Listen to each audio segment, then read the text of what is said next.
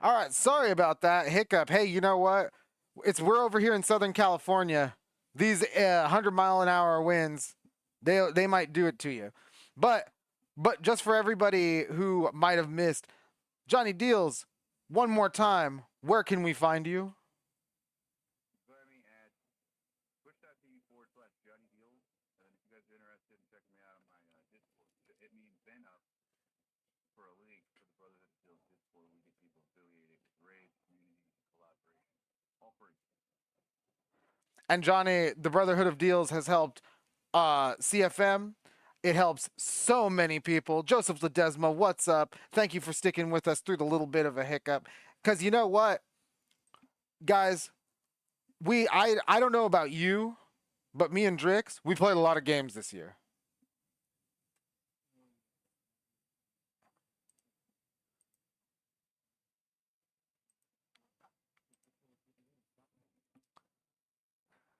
Well, I had a little bit less to do this year, so that's when you game, right? It's the best time to game. Very true. I didn't have a girlfriend this year, so yeah. That will definitely do it. Hey, you know what though? Like, it was a good year for banging games. I played a lot of really memorable games that I played so many games that when I went back to double check for the show back in October to get ready for the end of the year, I was like, holy shit, I've played so many games. And like, yeah, honestly, there were so many good games. It felt like a really long year too, because when you asked me, to start thinking about my choices, I looked back and I was like, "There's no way that game came out this year." I was like, "There's no way!" Like that was like 2 years ago, and then I was like, "Oh my god, this has been the longest year of my life. What is going on?" So yeah, lots of yeah. Oh, The GTA 6 trailer came out like not last year, but in but December. this year, or no, it came out in 2023? Yeah, December. Oh my god. Oh, you're right. Yes, yes, I remember. Oh my god, I loved that one.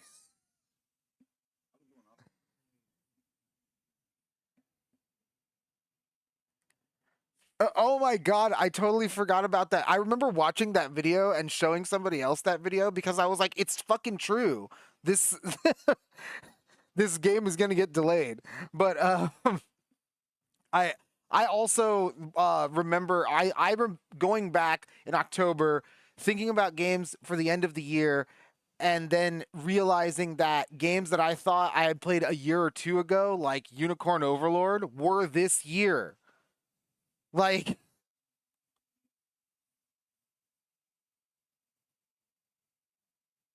shit. Espe- Pal World.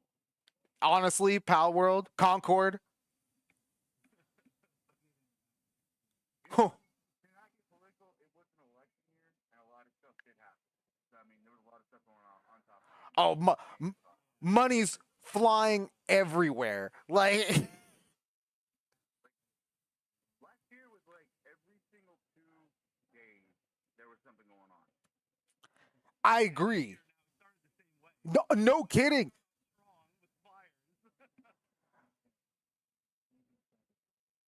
Yeah.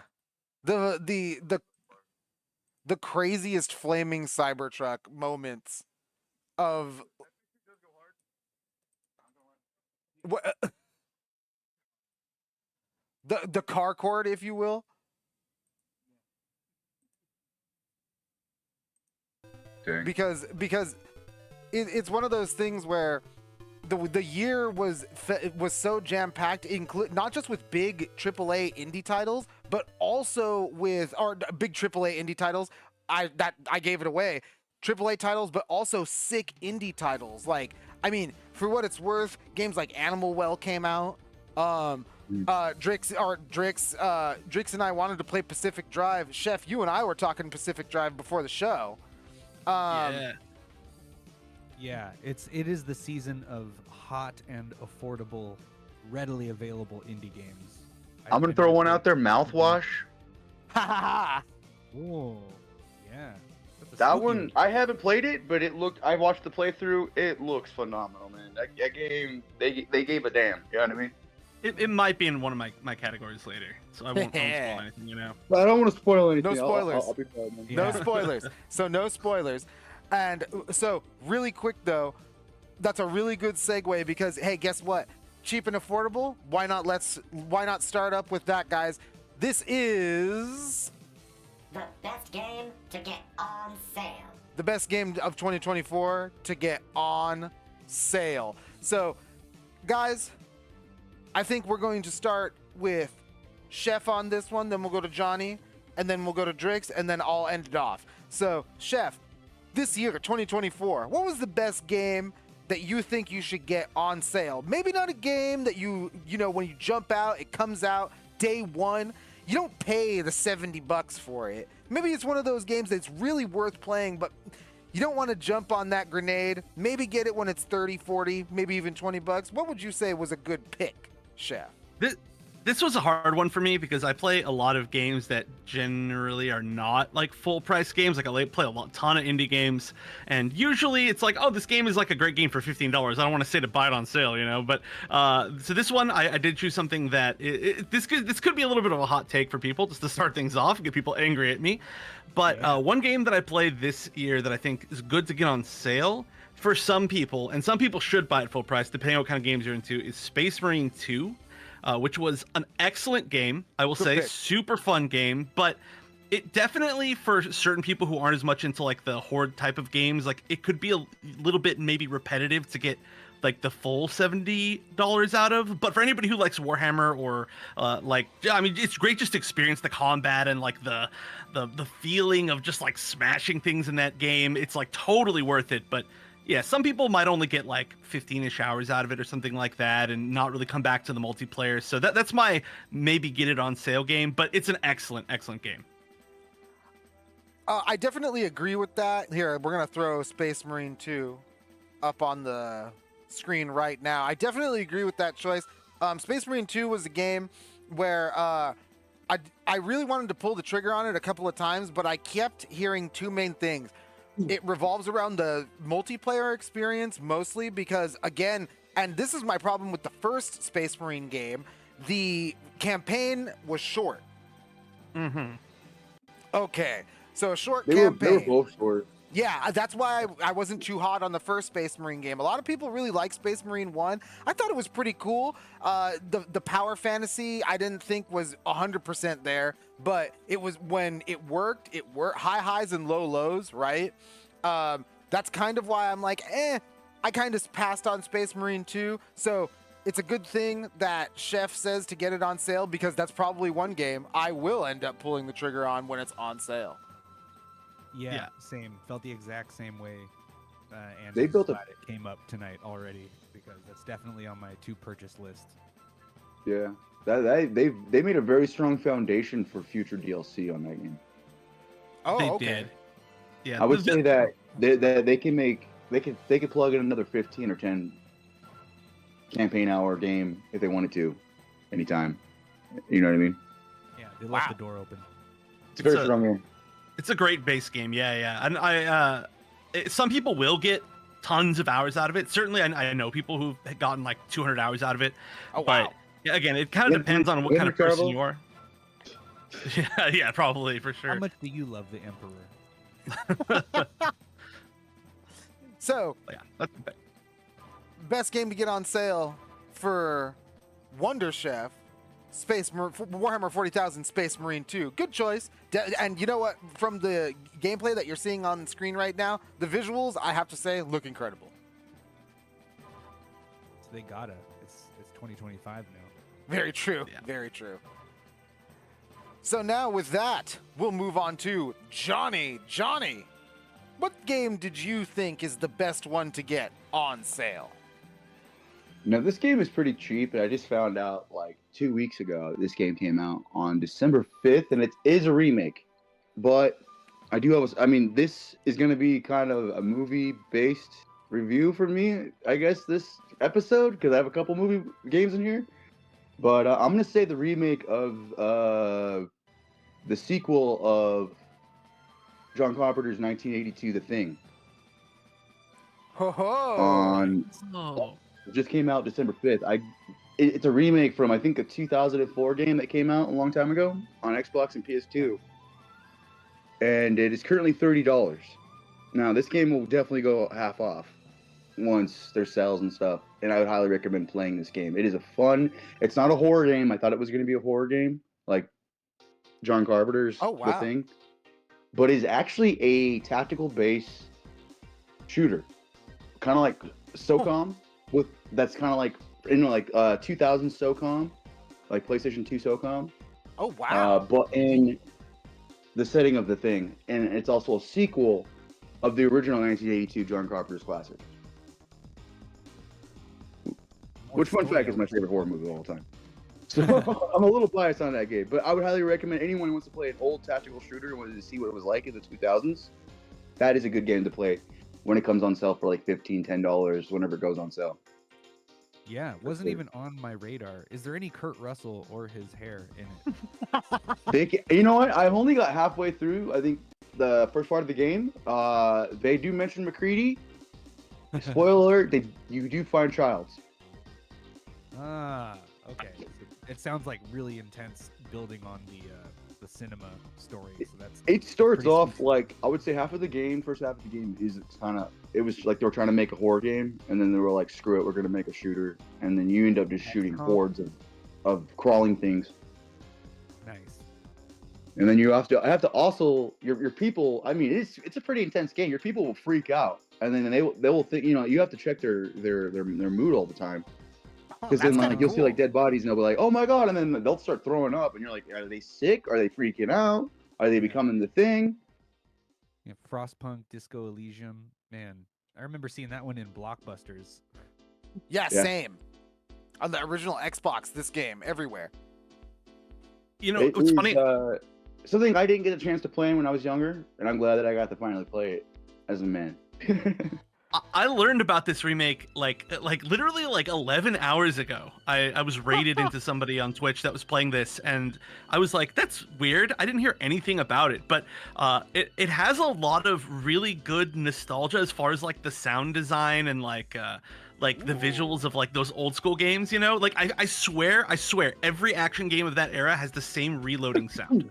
I'm like, I swear somebody could pull it all out, but yeah, it felt nostalgic watching it. They do, the buildings in the game, like in the movie, like how they, like Wilford Brimley's all sitting there working, freaking out in that shed, like, and he's making that, like, you find everything, like the pool table they were on, you find the dog shed, you find where Childs was at with McCready.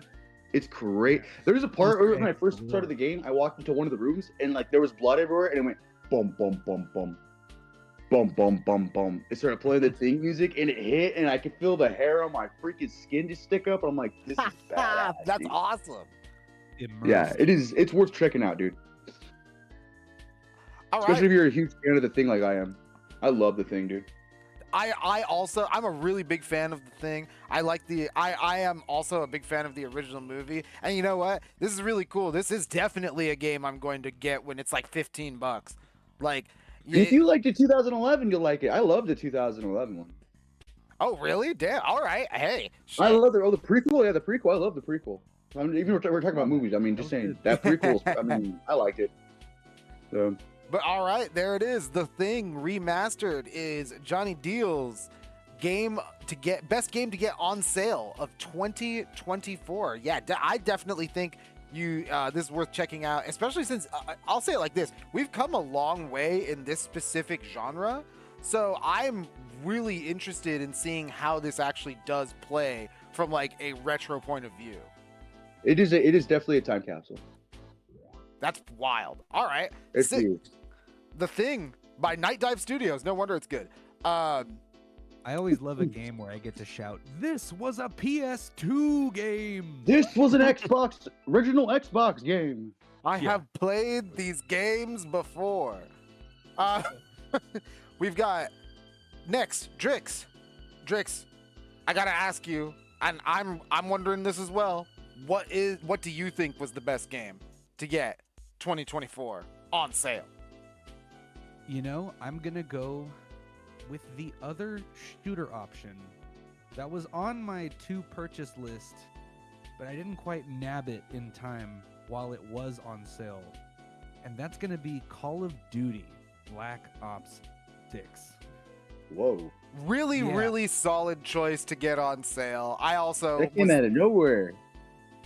Yeah. I was thinking that too. partially a bit of a love letter to one of our best friends, Phil Spencer, because he doesn't need the money. They don't need the money. Growth in the gaming industry is not about Microsoft or Getting Blizzard, money. Activision, any of their subsidiaries making any money. So go ahead and just pick this one up on sale. You know it's good. It was well received. If you've played one Black Ops game, you've probably played most of them. You know? So that's kind of the impression I'm going off of on here. So if you're not, doing Warhammer for the Emperor in Space Marine 2, go ahead and get pretty much the standard in first-person shooter games that a lot of people love. Return of Zombies mode. You can always pick that up and play some couch co-op with your friends. And in fact, I'm going to start playing the Zombies theme here in a minute.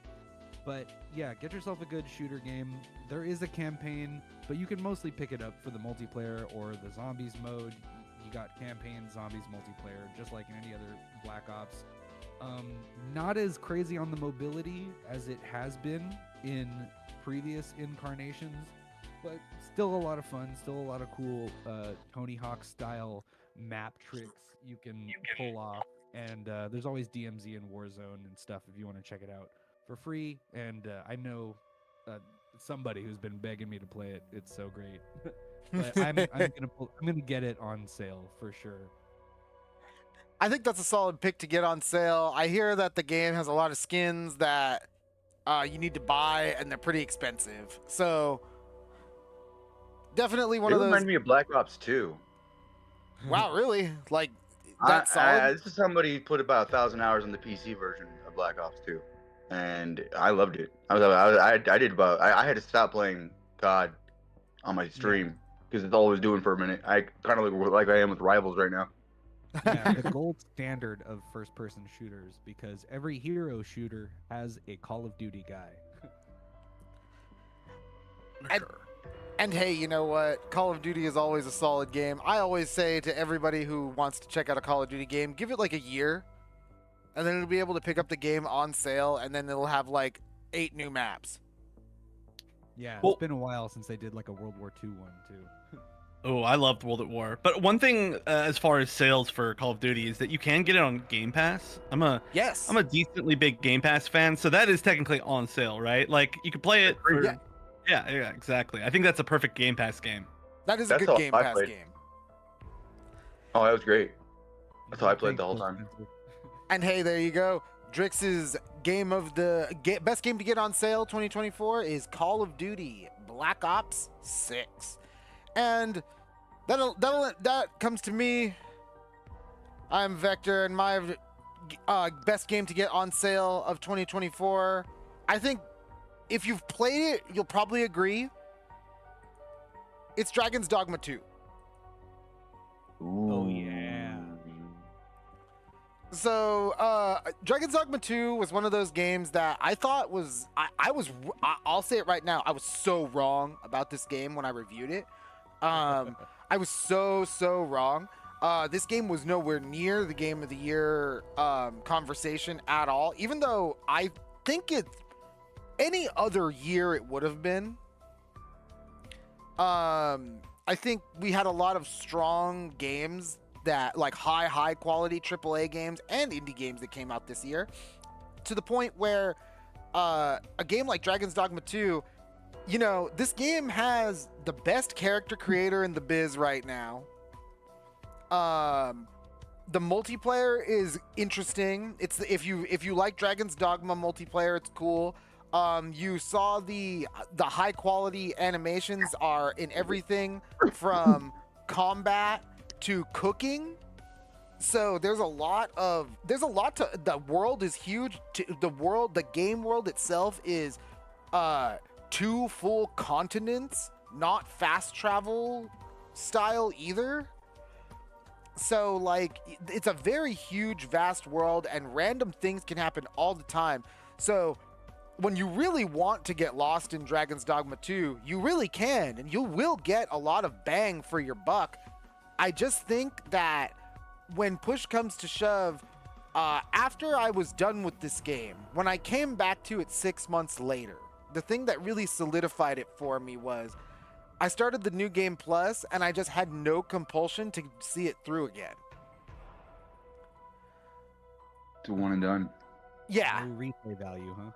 It has replay value, and that's what I think the best way I could say it is kind of the same way Chef was talking about 40K, in that some people will get like 200-300 hours out of this game.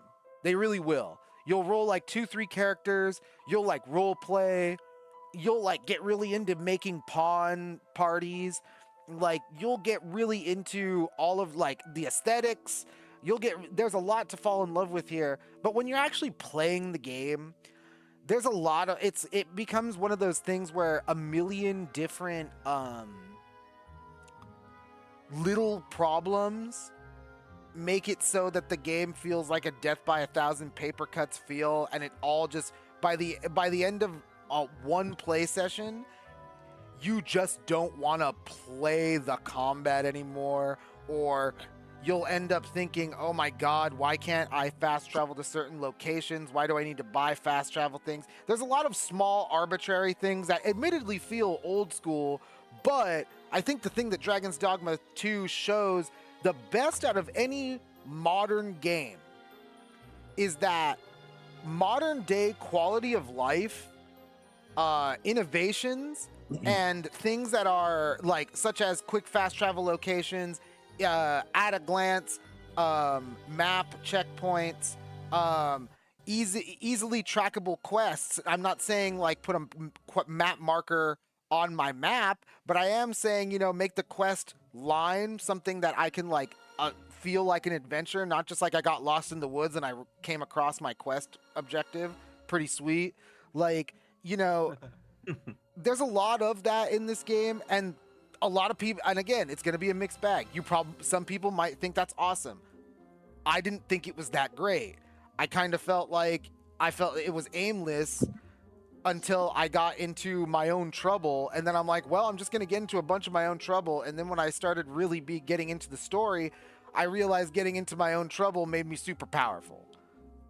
So like, it's just what you could trivialize the game really quick, and then there's the New Game Plus, and then when you have the New Game Plus, you already have all your super OP moves. So again, your mileage may vary.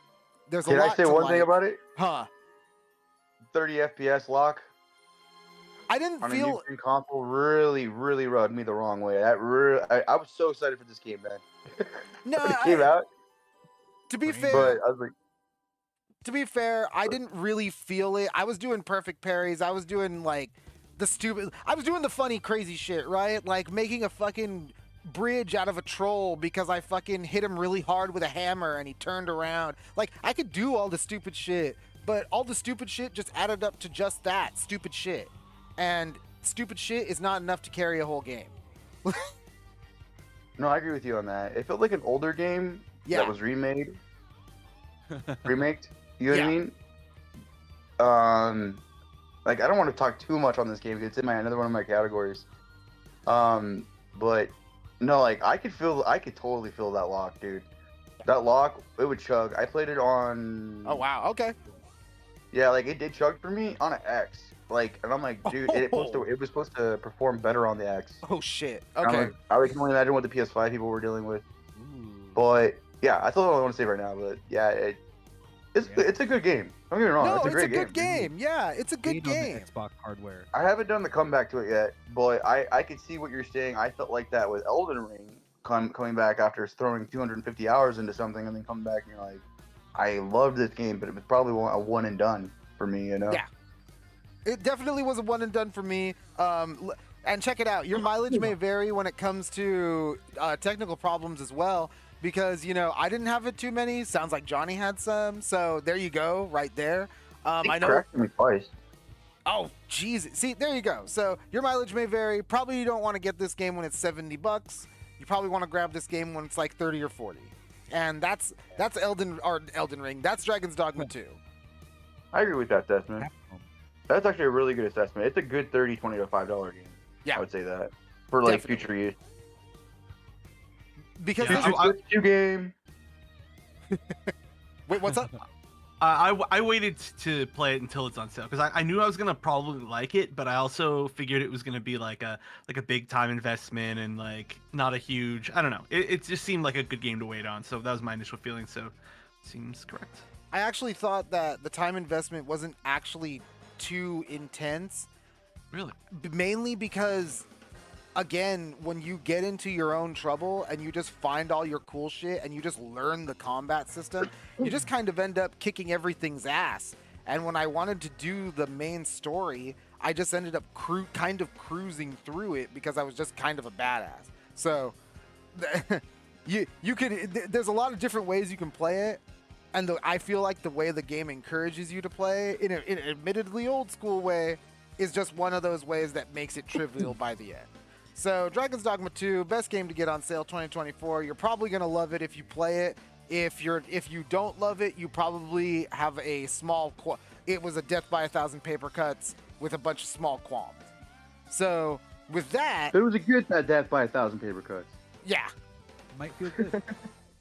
But with that, I think we're going to move on to our next category. And you know what? The next category, we're going to move from affordable to something that we might have just maybe gotten for free, maybe we got it on sale, didn't think too much about it.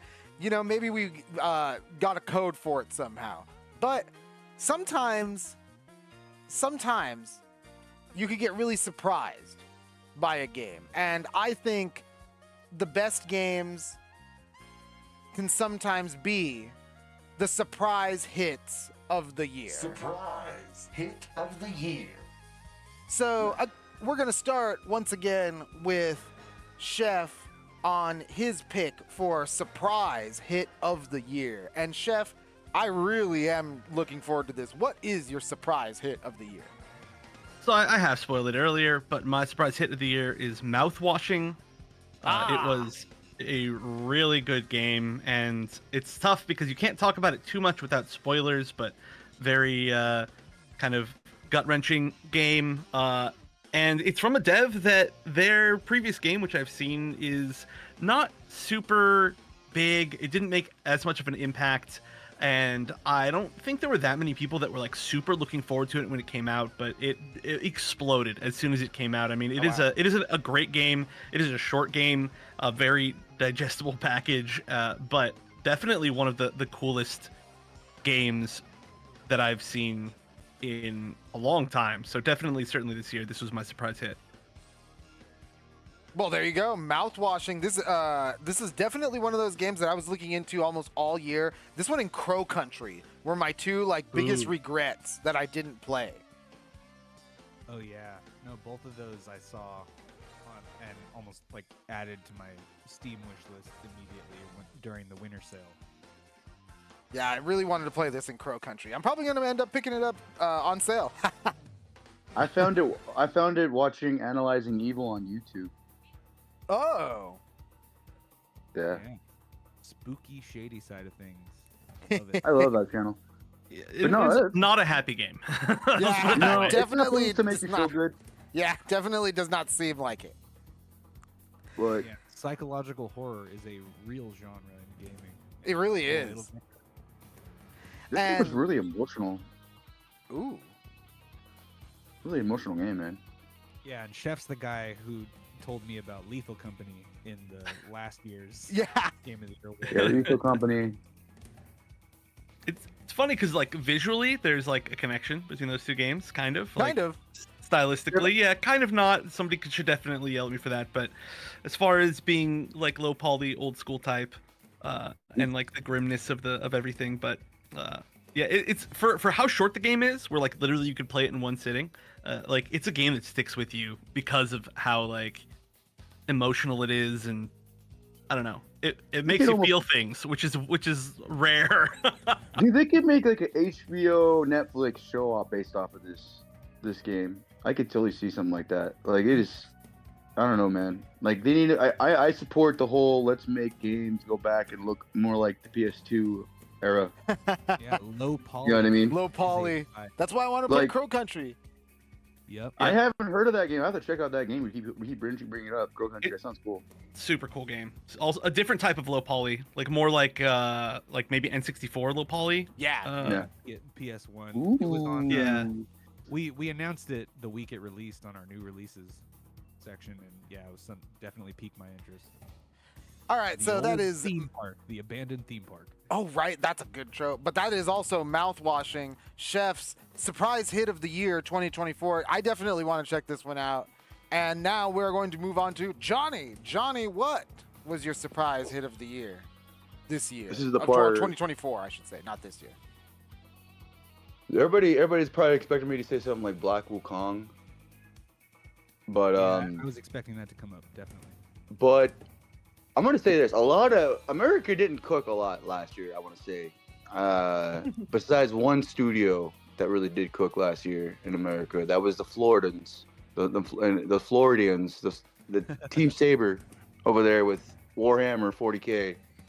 Just like we brought up earlier, I was actually surprised by Space Marine 2, dude. I'm gonna say Space Marine 2, just like we said earlier, but like I really liked this game. I did not expect Space Marine to be so freaking cool and be so awesome, but like we were talking about earlier, it is a solid game. That is, I don't know. Saber did a really good job. Yeah, the whole game feels so good. Yeah, really, like the only reason why it was my get it on sale is because like some people are not going to get as much out of it as some other people, and I think it's kind of hard to tell them as you play it. But they made it feel like, I'm like a longtime Warhammer player, not anymore because it's way too freaking expensive. But since I was literally like for like 15 years, oh my god, like 23 years. What am I talking you about? and me were Like, playing yeah, Warhammer yeah. as We're old kids. men. Yeah, we were playing Warhammer Way as too kids. young. Yeah. Yeah, so obviously I love Warhammer, love the universe, and it's got to be, in my opinion, the best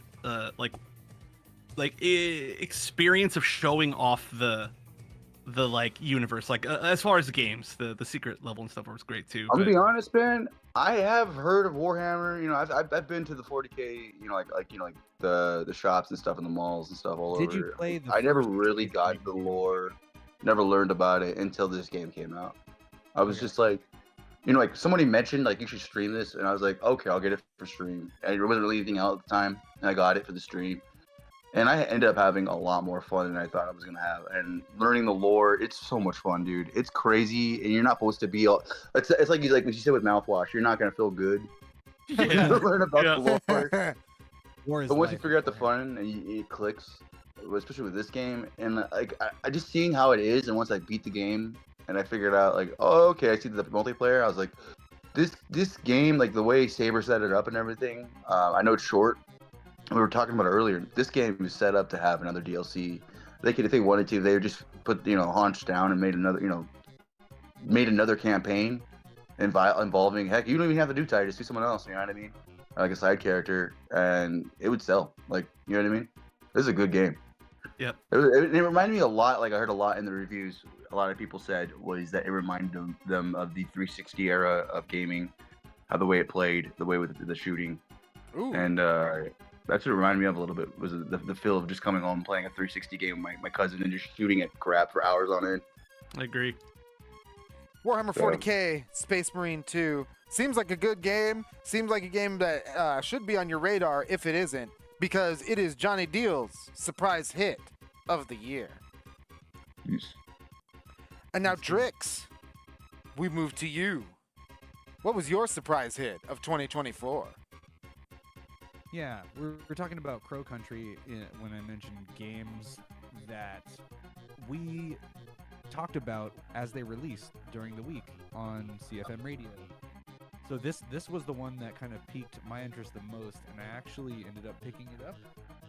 And it is Gory Cuddly Carnage.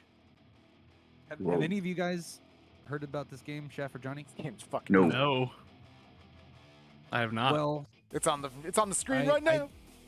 It's off base. so long story short, too long didn't read.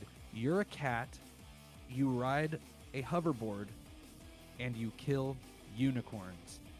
And I am playing the soundtrack right now. So this game, I gotta say, it reminds me of the kind of games that built gaming, like Sly Cooper, Jack and Daxter, like a Mario 64 kind of platformer that we all kind of have our favorite, and we know it and we love it. The vibe and the aesthetic, great Whoa. music, really cool visuals. I played it on PC, but I kind of wish I played it on PS5 so I could get a little bit more out of the graphics and a nice graphics card or whatever that I didn't buy on a PC. But this game is sick. If you've ever played Conker's Bad Fur Day, Oh then boy. this is right up your alley, because the cat, the main character, cat protagonist, doesn't talk. He sounds like a cat, but your hoverboard swears like a sailor.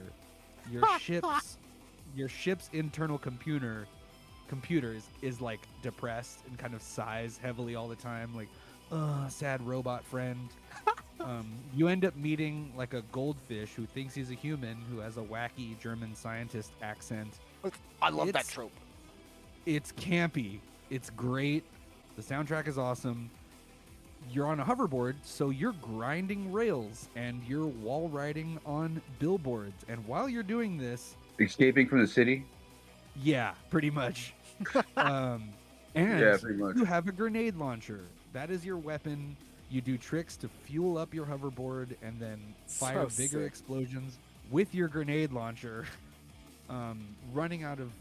Running from bad guys, doing really fun, like, sort of sidewalk surfer, like, just grinding and wall riding and stuff, platforming. Yeah, this is the Sly Cooper, this is the Jack and Daxter, this is the kind of game that if you don't think they're making good games anymore, like, you need to look harder, because this game was so sick. It took me completely by surprise, because it's kind of like they're like a Swedish developer, definitely like an indie game, but this one took the cake for me.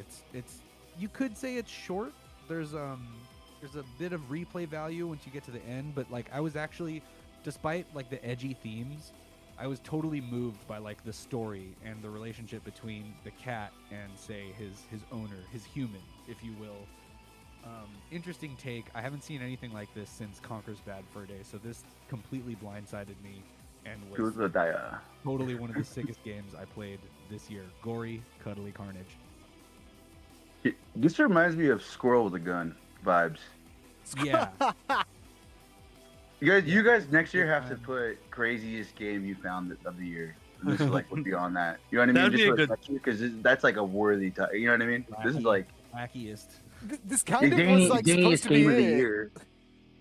Because this is crazy, man. I'm definitely I'll stream this. This is awesome. This kind of was supposed to Yeah. be like the wackiest game. That's why I was like, okay, like Gory is sick as fuck. Like, Yeah, because if I would have known that, I would have gone Squirrel with a Gun. I fully forgot I played that game this year. This would totally remind me of that game. I was like, dang, this is like Squirrel with a Gun. Made you forget all about it. Yeah, definitely wacky, crazy, come out of nowhere title for me. So I downloaded a lot of the soundtrack. I might play the vocal song if we get a musical break. Well done, Bernard. but This is a good game. I'm gonna look at this. I've never heard of this. This looks awesome. Gory, cuddly. I'm Thoron still, but what's going on there?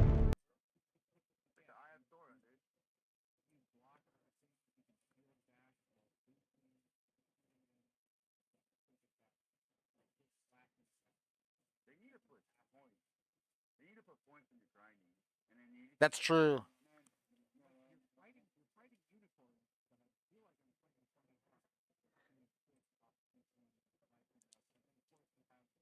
Holy crap! Those are unicorns? Yeah. I didn't That's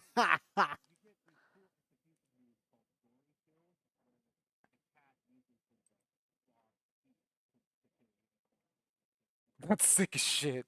How much is this game? I got it. Is it on? You said it's on console? Oh yeah, get it on PS5. It's probably like 30, 40. Okay. It's down to $12. And that is Gory Cuddly Carnage. It is Drix's surprise hit of the year. And you know what, Drix? This game's making waves. All of our guests are freaking out about this game. No way. Like, what game did Drix make? And then I would say this game that Drix made. Yeah, this is a trick. You're actually just promoting your own game on the podcast. I would be like, yo, I made this game. I'd have been like, oh, totally is this game. That'd be so wild. That'd be so wild. Oh, hold on a sec.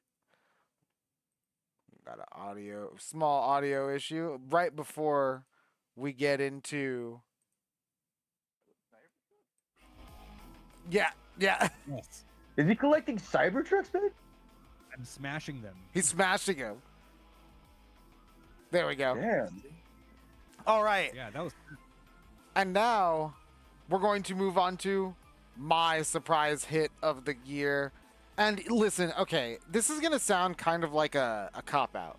And I don't want anybody to be like, oh man, what the fuck? But like, you know, I didn't see this on any of the show notes or anything like that. Thank you guys, sound is back. I didn't see this on any of the show notes or anything like that. And I just feel like I had to, ooh, I'll pull myself down. I had to talk about it and I had to put it on the docket because I love it so much. I played the shit out of it. It's Balatro.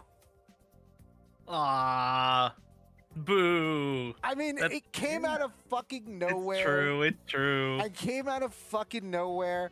I got this on a recommendation. I'm like, what is this fucking card game? And I'm like, oh. I just played this for like 6 hours. Oh yeah. Uh-oh.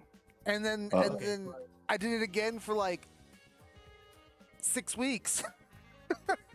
You said in a DM it's a dangerous game to have on mobile. It is. That's why I don't have it on mobile. It's on my PC. Like the resolution on the screen right now is crap. I know, but like this is the game. It's cards. The jokers augment the multipliers. All of the different multipliers in your score are dependent on your poker hands that you draw from your deck. You have, as you keep going and achieving higher and higher scores and beating more blinds, you could get bigger and bigger, like, different decks, creating crazy cards. I've had like a fucking like 600 of spades or something. Like, it's you could get so crazy stupid in Balatro, and the craziest part is, at least for me, this game doesn't get old. I will be bored out of my mind, and I'll just be like, you know what? Double click the Balatro button, and I'm locked in. I was getting in this footage right now before the show, and I lost track of time.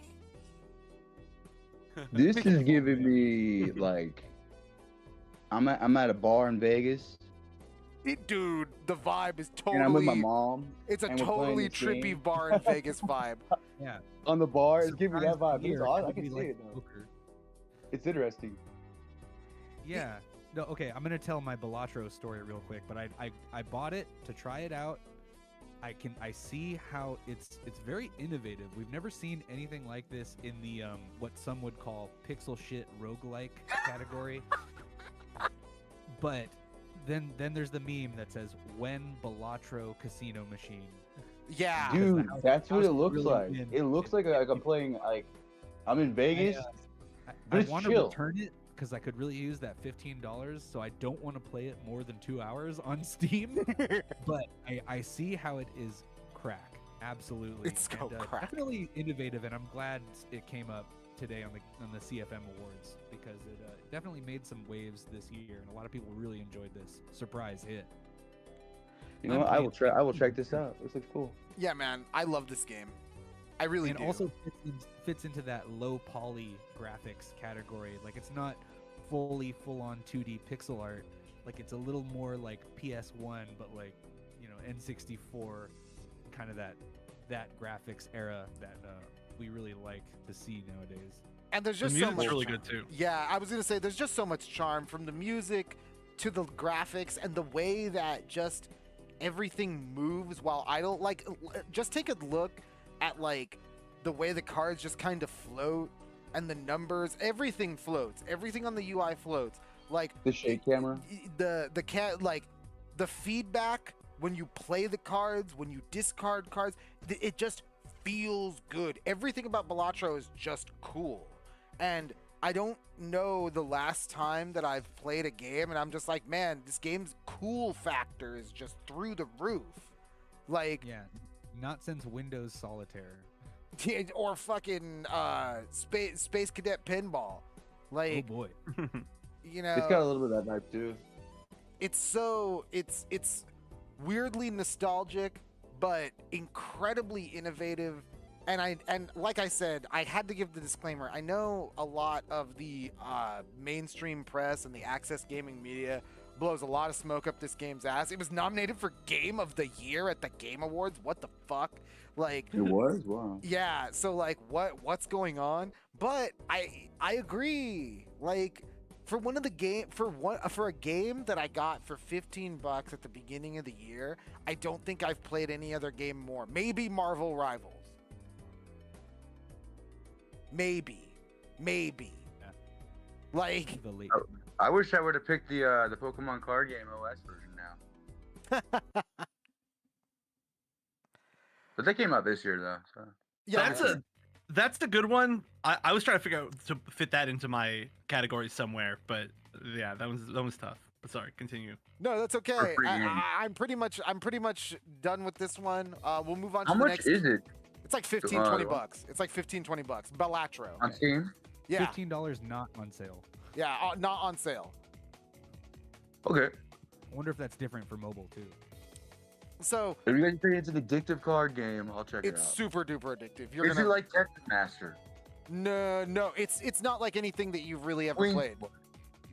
Yeah, innovative. It's It's different. very innovative. Yeah, it's very Really? innovative. Okay. Yeah, it's very like innovative. solitaire for poker players. Yeah, it's like Yeah, poker I'm like solitaire. looking at it. I'm trying to figure out what the gist is. And I'm like, this is It's interesting. really good. It's really good. Just play it. I just tell everybody just download it. Just download it. Yeah, like I had to try it. I really did. Just download My it. friend Even said if I I had to couldn't, try I had it. to know what it's about. Chef, have you played Balatro? I have. Yeah. I'm a big roguelike fan. Same. Roguelite, essentially. And yeah, I like it. It's different. It's nice because it's not as something that's as in depth as a lot of other games within the genre. So I've played it. I probably haven't played it as much as some other people, just because I don't know. I'm like usually like a sit down and focus on something type of gamer. But like, it's a great game. It's a great all around like experience. And you are right. It was like a shock how big it got. So it's the perfect answer for this, if I'm being honest. Now, somebody who's played The Witcher 3 for 130 hours and about half that time being Gwent, would I like it? Yeah. Yeah. And Yeah. that's Gwent fan before the freak Gwent dude. game came out on PS4. Especially if you're into like new ways to play cards. Like, Okay. you'll be like, wow, this is really a new way to play cards. It's really cool. This is like I'm at my grandpa's house and it's on his computer, but it's fun as heck. It's really good. It's really good. And that's Balatro. My surprise hit of 2024. It's kind of a cop out, but whatever. And you know, it's just good. Yeah, surprised. So before we move on to our break, show might go a little long, but before we're gonna move on to our break, we're gonna do since we're all here, we're together with our friends. We are going to do Best game to play with friends. the best game to play with friends of 2025. I know I played a lot of these this year. I played a lot of multiplayer games this year, man. For like whatever reason, I felt like I was playing a different multiplayer game every other week. Like, but you know what? Without further ado, we'll waste no time. Chef, what was your best game that you played with friends in 2024? See, this category was extremely hard for two reasons. Number one is that like this was just such a good year for multiplayer games. Like I feel like this is the best year in like long time, 5 years, for multiplayer games. And then two, it was really hard because I don't have any friends, so I just had to kind of guess. Same. No. So, okay, mine is an interesting pick, and it's a game that I think maybe not as many people have heard of, but there were really so many that I could pick, but I gotta give like a shout out to this game. Basically, I've been playing this game called Supervive, and it is purely multiplayer. It is this is a lot of buzzwords that will certainly turn people off, but it really does not describe the game fully well enough. But it is described as a MOBA battle royale. So it's a top-down, but you control with WASD and you aim manually around your character, and it's a battle royale with teams or not with teams, and it's by a bunch of ex devs from like League of Legends and stuff like that, which is again not a game that I play a ton, but it is just it has the best feeling gameplay of any game. Like you move around and there's like momentum and it's like so mobility based, and all the character designs are fun and the map is fun, and there's a bunch of really unique like game concepts within the like the game design of how just everything works, and it really isn't getting enough like love right now, but I instantly grinded it out. I mean, it only came out about a month ago, the open beta. Okay. I grinded out to like max rank, and it is just easily without a doubt one of the most fun games I've played, with amazing devs as well that like talk to their whole scene. And it's Supervive. Again, not a lot of people will probably have heard of it, but it's free to play, so I highly recommend everybody tries it. Well, shit. I love a good MOBA. Yeah, you're talking to a Dota 2 fan over here. So, yeah, I have to try this. Yeah, wow. I love the visuals. It has a lot of charm. I definitely see the League of Legends inspiration, but I kind of feel like this is like League of Legends Big Brother. Like it has that kind of look. Like if League grew up, like this is what it would look like. Wow. Because League is for babies. I mean, yeah, we're not babies. I mean, I don't know, man. Have you seen Arcane? But Dota 2. definitely looks awesome. I'm probably gonna check this out as soon as I can. So one more time, Chef. What was it? It's called Supervive, and it is by Theorycraft Games, and it's free to play on Steam. Really? There you go, Supervive, free to play on Steam. It is Wonder Chef's best game to play with friends for 2024. And now we're going to move right along to Johnny. Johnny, what was your favorite game that you played with friends in 2024 that you would say is the best? Now, this is going to be a very obvious one. I wouldn't be surprised if everybody didn't say this game, but I'm going to say Marvel Rivals. Because it came out, everyone was talking about playing in like the beta and all this stuff, I guess. It was one of those games I wasn't really paying attention to. Same. But when Christmas rolled around, I was just like, I was at my mom's house, the family and stuff, and it came out, and I could not stop playing this game over, and I still can't stop playing it. I love playing Marvel Rivals.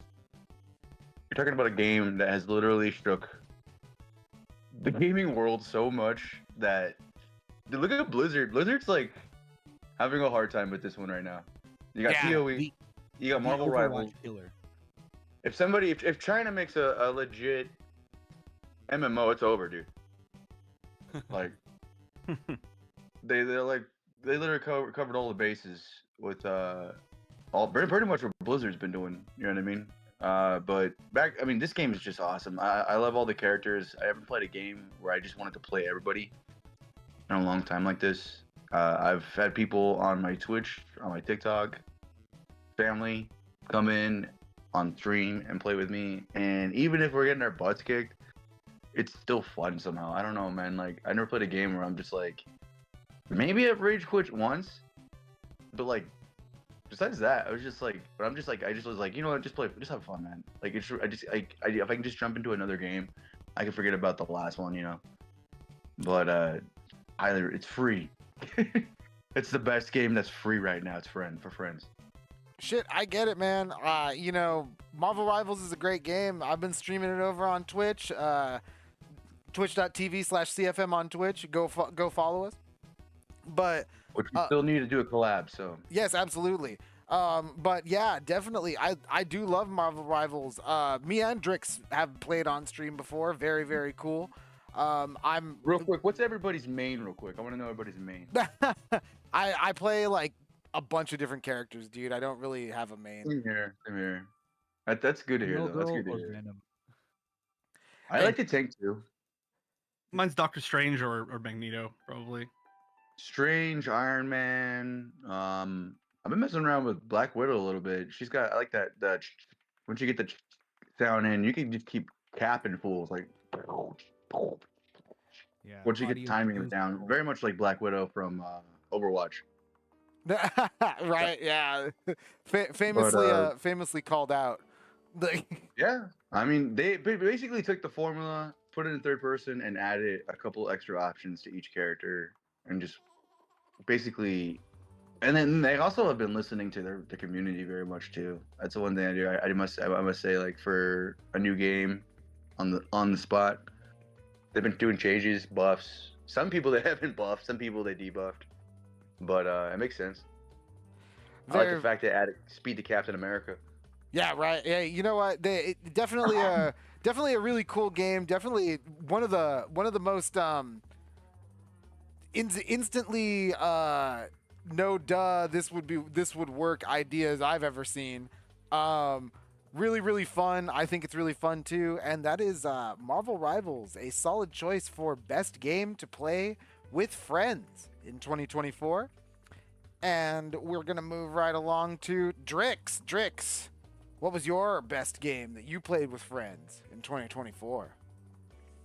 While I do love the latecomer in the year, Marvel Rivals, I have been playing Rivals a lot with my friends and enjoying it. But I'm going to go with something a little more tried and true that was there for more of the year, and that's Helldivers 2. Yeah, the standby. Was that really Yeah. this year? Or Yeah. was this last year? Oh my Wait, god. did it just come out this It year? feels like so long ago, doesn't it? It That does feel game like feels long like it's ago. always been here. Yeah. Yeah. It Kind feels of like it's COD. been with You know us what I forever. mean? Yep. Well, see, because I am a Final Fantasy guy, and I got my PS5 this year. But before I got Final Fantasy VII Rebirth, before I got Final Fantasy 16, I bought Helldivers 2 because I wanted to play with my friends. And once you're immersed in that environment with your friends, you're soldiering around, just colonizing other planets. It's a great time. You kind of get in the mood. You enjoy just probably the best co-op shooter I've played, and definitely the most active online that I've played, and that the community seems to really love. Not only that, we did a couple pieces about the developers on CFM Radio last year. Yes, we did. Yeah, and in 2024, it really, after we did the journalism about it, it really makes a lot of sense, and I enjoy it more knowing that the developers at Arrowhead Studios are really inspired by tabletop games. So I just imagine, like, oh, do you want to use your turn to dodge? Because the real diving takes place on the ground when you're dodging bullets and fangs and claws and stuff. But all in all, another thing they said in one of the articles that we were talking about on CFM Radio was that you can take off, you can dip out, you can play other games, and you can come right back into Helldivers. And as a matter of fact, I did that recently. There is a whole new race to fight. It's not just bugs and bots. It's like the Tau. It's like the Dude, it's Protoss. urban warfare. Yeah, they also added. They said they weren't going to do it because, giving kids who are under 18 hell diving vehicles isn't good for the wartime economy, But they have a Jeep. They have vehicles you can ride around on. They started off with like the mobile suit mech kind of thing, and now you have like a Halo Warthog. So you and all 4 hell divers in your party can pile into that thing, man the gun on the back and just take out objectives. You don't really need to spend money on the extra content and stuff too. You can get more war bonds just by playing with your friends. You can hug your friends, dude. Yeah, you can hug them. You can salute them. You can, it could be the cure to male loneliness, and that is. It is. Helldivers too. It is. It is, dude. That game is awesome. Yep. For Super Earth, for democracy, how about a cup of liberty? And M Stonewall C in the chat says a true Patriots choice, because you know what, man, I'm a PS5 owner. I still have yet to buy this game. I got to pull the trigger at some point. But you know what? Helldivers 2 is one of those games that it's one of those games. I put it on my to-do list. I never really quite got to it, but now that I'm hearing that it's got so much new stuff and so much crazy shit in it, and like urban warfare, man, I think I should try it sooner rather than later. Dude, it out Stormtroopers a video game. Oh shit. Yeah. Yeah, it's like it's like Stormtroopers, Terminators, and now I would say like a zombie simulator somewhat in there. Oh damn. All right. And the idea of the game is you just kill everything. Oh yeah, no, I'm very familiar. Just kill some of the funniest shorts I've seen on TikTok in my life this year have been from this game, dude. So yeah, definitely something to enjoy with your friends. Yep. And Chef, it sounds like you can't even believe that this came out this year. No, or, yeah, or no, I 2024. can't. Like, It's. I had that moment in October, dude. Yeah. I was like, wait, this game came out this year? I thought it came out like 2022 or something, like during the pandemic or something. You know what I mean? Yeah, new, old, reliable. It also, though, I will say, I think making funny games is a little bit of a lost art right now. I think people don't make really funny games. That game is hilarious. They hit their perfect like level of comedy perfectly. Like it doesn't get better than that. It's so funny. Yeah, the voice lines, the story, even the items. For sure. Man, and boy, do they just keep adding new strategies. They're hugging each other, dude. New emotes and stuff. It's great. I remember people would be like on my channel, you play with arms wide open. I got that email just to do that when it happened. and hey, you know what? What better game to be your favorite game to play with friends and the best game to play with friends than one where you and your friends can give each other a hug? Helldivers 2, Drix's best game to play with friends in 2024. And all right, again, it's going to seem like a cop-out on my end, but I too think that Marvel Rivals was the multiplayer game to play with friends in 2024. And like, I get it. Like, it's the new hotness. Everyone's playing it. Everyone loves it. But man, I haven't had this much fun with this kind of game in a long time. I haven't really wanted like to it. get so good. One of the games that I thought I was gonna feel the same way that I feel about Marvel Rivals about, that just I ended up dropping mainly because I couldn't play it on PC. I'll be real, but was the Finals, and I really loved that game. I really loved that came out game. this year. I think it was a 2024 game. Oh yeah. Yeah, it was. I loved the Finals, and that game is really cool. And I think the Finals walked so Marvel Rivals could run, but I think that we came to that point. I think the gimmick of full destructibility was just that, a gimmick, and I think the semi-destructibility combined with the superhero aesthetic not only enhances the experience on like a gameplay feel level, but it also marries that aesthetic of a superhero war. Like, how many times have you read a comic, Avengers versus X-Men, Avengers versus Hydra, Secret Wars. These battlefields are completely leveled. They're completely destroyed. And shit like that happens in Marvel Rivals. You will be in the middle of a gunfight, and then a fucking statue falls in the middle of the fucking battlefield. And then it's like, oh my god, like, what happened? Dude, me and my friend were talking about this game today, and we were talking about, like, how if they just added a few more characters, they're only off for, like, if we were to do a PvE, but if you were to, like, have each team, like, let's say you made a team of 4, right?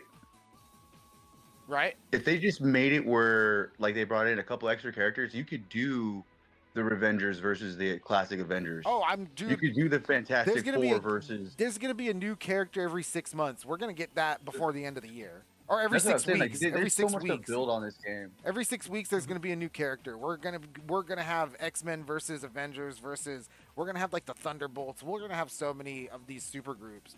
It's not going to be funny, and especially with all the cool stuff that it adds to the genre as a whole. Like, I love the team up mechanic, right? I love how this game makes melee heroes feel not like crap. Like, a viable option. Yeah. They made the guns kind of feel like crap. I'm not gonna lie. Well, no, I wouldn't say that. I wouldn't go that far. I don't like some of the guns. I would say that. But like Punisher, I didn't like Bucky. Some people like Bucky, and some people like Hawkeye. But I mean, like, that's the cool thing about this game, though. Like, you know, some people are gonna like Wolverine. Some people are gonna hate Wolverine. Some people are gonna love. You know what I mean? Yeah. Some people are gonna love Psylocke. Some people aren't gonna understand Psylocke. But if you play Psylocke and then you play like Wanda, they're kind of like similar. You know what I mean? I don't know. I mean, I have a lot. I will say all the characters are very not only fitting of how their comic book or lore feel is in the gameplay, but it doesn't compromise. It doesn't ever feel like it compromises them mechanically. So just because of like lore reasons or whatever. So Marvel Rivals, definitely my favorite game of 2024 to play with friends. I'm still going in there. We're grinding it out over on Twitch every Wednesday on The Grind Live. We are in ranked on PS5. It's very fun. I have a great time, and I'd love to play with other people, because me, Drix, we've played a fair amount, and it would be fun to play with everybody else. Ditto. To our party. And I do believe we are going to take a short break. Drix will play a quick track, and then we are going to be back because I'm just going to put it out there. Not only did a lot of games come out, but a lot of shit happened in the game industry this year. And whether it's in a game or outside of it or around it, there were a lot of stories to be told. But we're gonna show you our favorites, or tell you about our favorites of 2024 when we come right back. Drix, what are we listening to? Right now, since we're talking some Marvel, I got the X-Men arcade game Mountaintop song, Stage 5, from the arcade. That's the arcade. We'll be right back.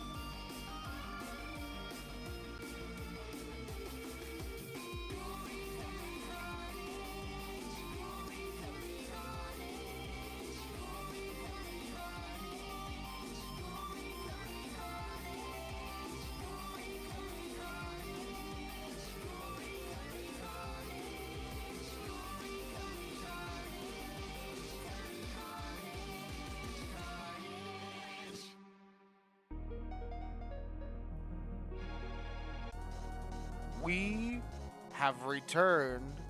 It's CFM Radio.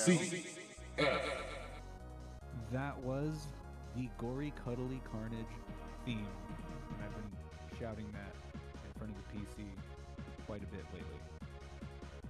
I can see why it's easy to get lost in such a trippy game with such a killer theme. Yeah, kudos to the composer. But you know what? We're coming back from our break strong. Because, like I said, there was a lot of stories this year. A lot of, whether you played it in a game or you read it in the news. Our beautiful industry is built on great stories. So, without any further ado, we're going to get started with our Story of the Year. the story of the year 2025. Of course, we start with our great, illustrious guest, Wonder Chef. Chef, what was the story of the year this year? Or of 2024, I should say. Gosh, there are so many things that happened this year. Too many things, most of them not good. And so I'm going to do one that's not good. But I felt like it was a story that went a little bit under the radar. So I just felt like it's something I wanted to showcase a little bit. Which is the story of the post-shutdown news of X Defiant. Which, for, of course, anybody who doesn't know what X Defiant was, it was like a free-to-play shooter by Ubisoft. And I quite enjoyed it. I know certain people like didn't enjoy it, and that's totally fine. But yeah, it was just free to play. It was supposed to be kind of like this love letter to Ubisoft games, where they included a whole bunch of different of their IPs in there, and a lot of the good era of Ubisoft IPs in there. Like they ended with the Rayman level, for example. Oh wow. Yeah, I know, really sad. But basically, it shut down. A lot of people were like, "Well, yeah, the game was like it was just okay, like." It probably didn't have enough players to continue playing, which a lot of people were like, yeah, it's just like most likely the case.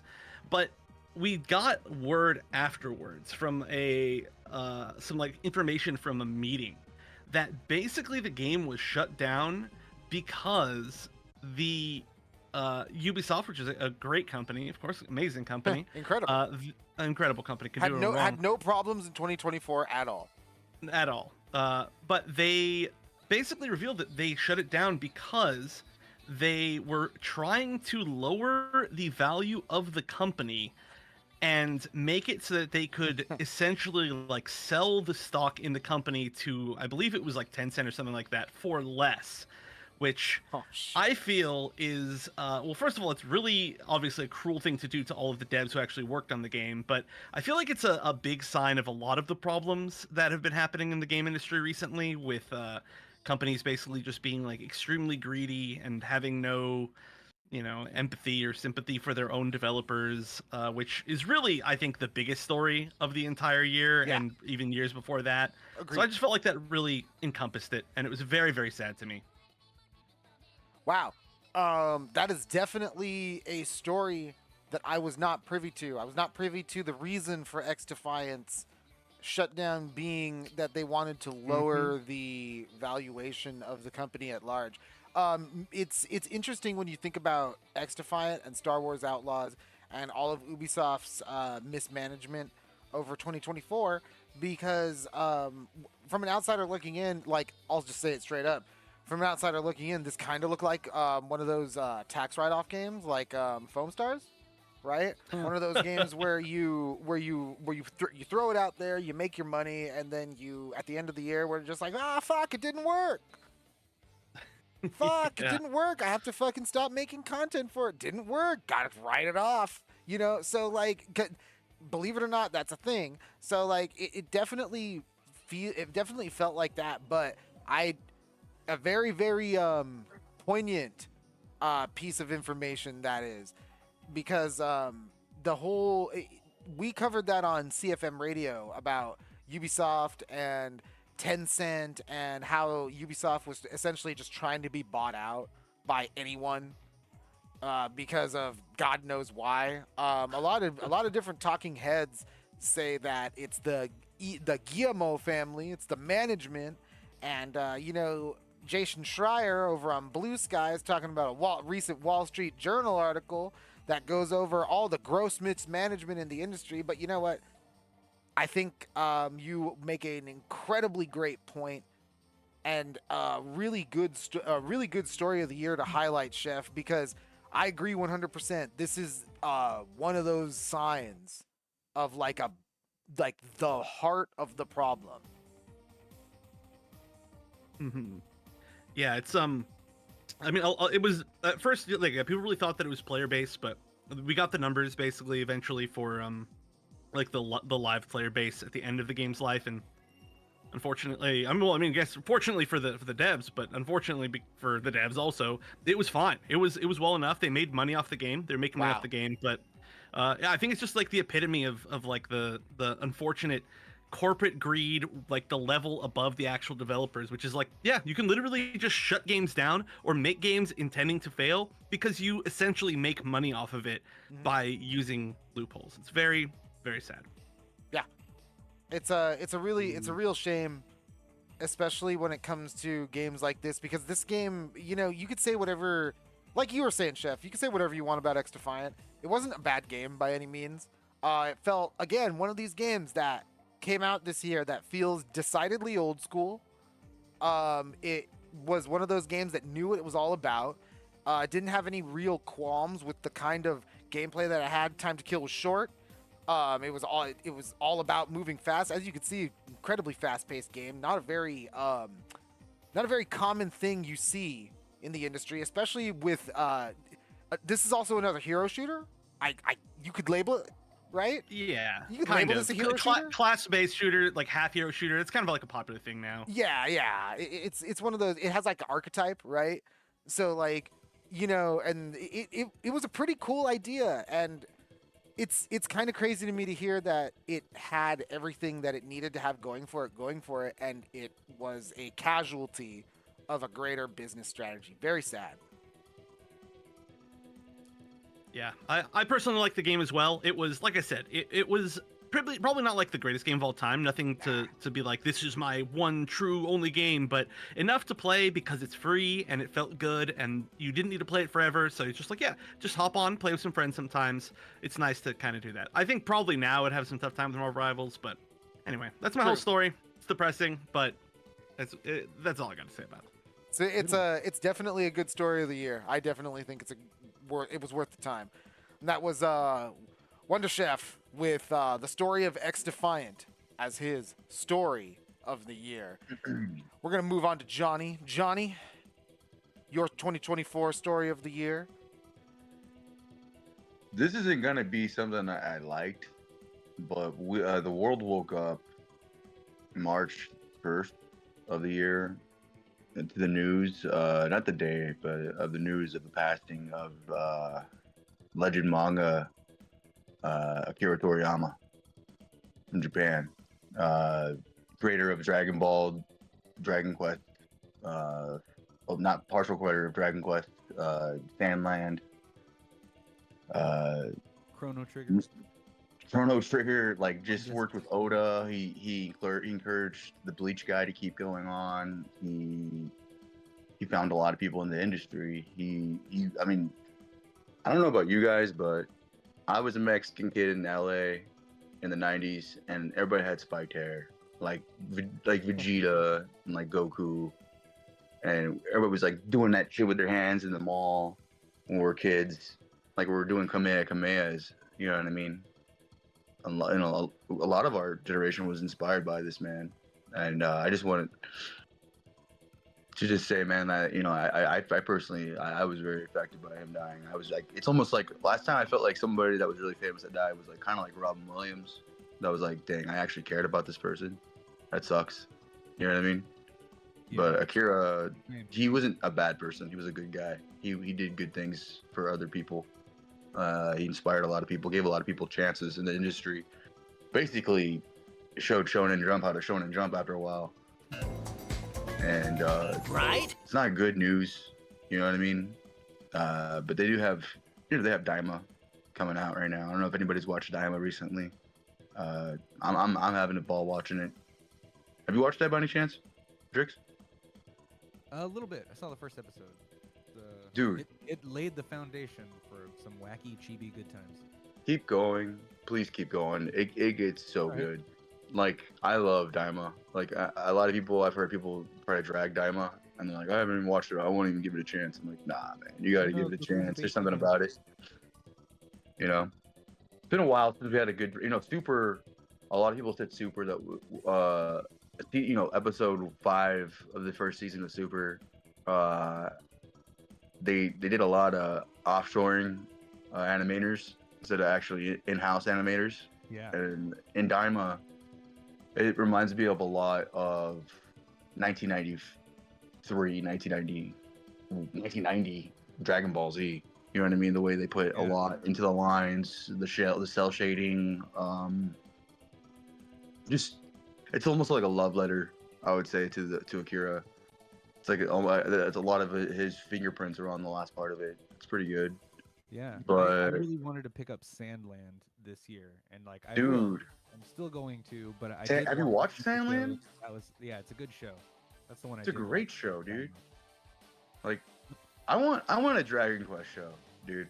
But yeah, that's what I want. I want a Dragon Quest show. To one of the greats. There might be one somewhere. I don't know. There's movies, and there's a couple of movies. But we never really got, like, honestly, like, Dragon Quest would have been a really good anime. Like, but still, like, we got, from what we got from the man, the guy gave us, I don't know how many episodes of Dragon Ball. But, I mean, I went back and I was watching it with a friend watching Dragon Ball recently, and I was just, I heard this story of the year, and I was like, dude, it's got to be back here, dude. I feel that. That's a good one. So, rest in peace to probably the greatest manga artist to ever do manga, and probably one of the greatest storytellers to ever walk the earth. So, he taught us that you can find the good even in bad people. Very true. And that is a great story of 2024. Bittersweet, but definitely one where a very memorable figure and one that inspired a lot of games that we all know and love. I would say he's like Stan Lee of Japan. Like, honestly, like... Up there, yeah. Yeah. Goku is what Spider-Man or Superman is to America. Probably. To Japan. Yeah. Like, you know what I mean? And my son, we sit there and Dad, can he beat Goku? Can he beat Goku? Can he, you know what I mean? It's one of those, it's one of those things, so. Fun times, man. Also sad, but fun times. Big ups. Mad respect. Mad respect.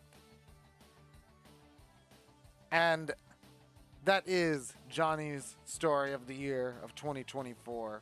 Bittersweet, but definitely worth taking time to remember. And Drix, what was your story of the year of 2024? All right. Well, I'm glad I get to be the one to take it on a big old U-turn and talk about something a little positive. But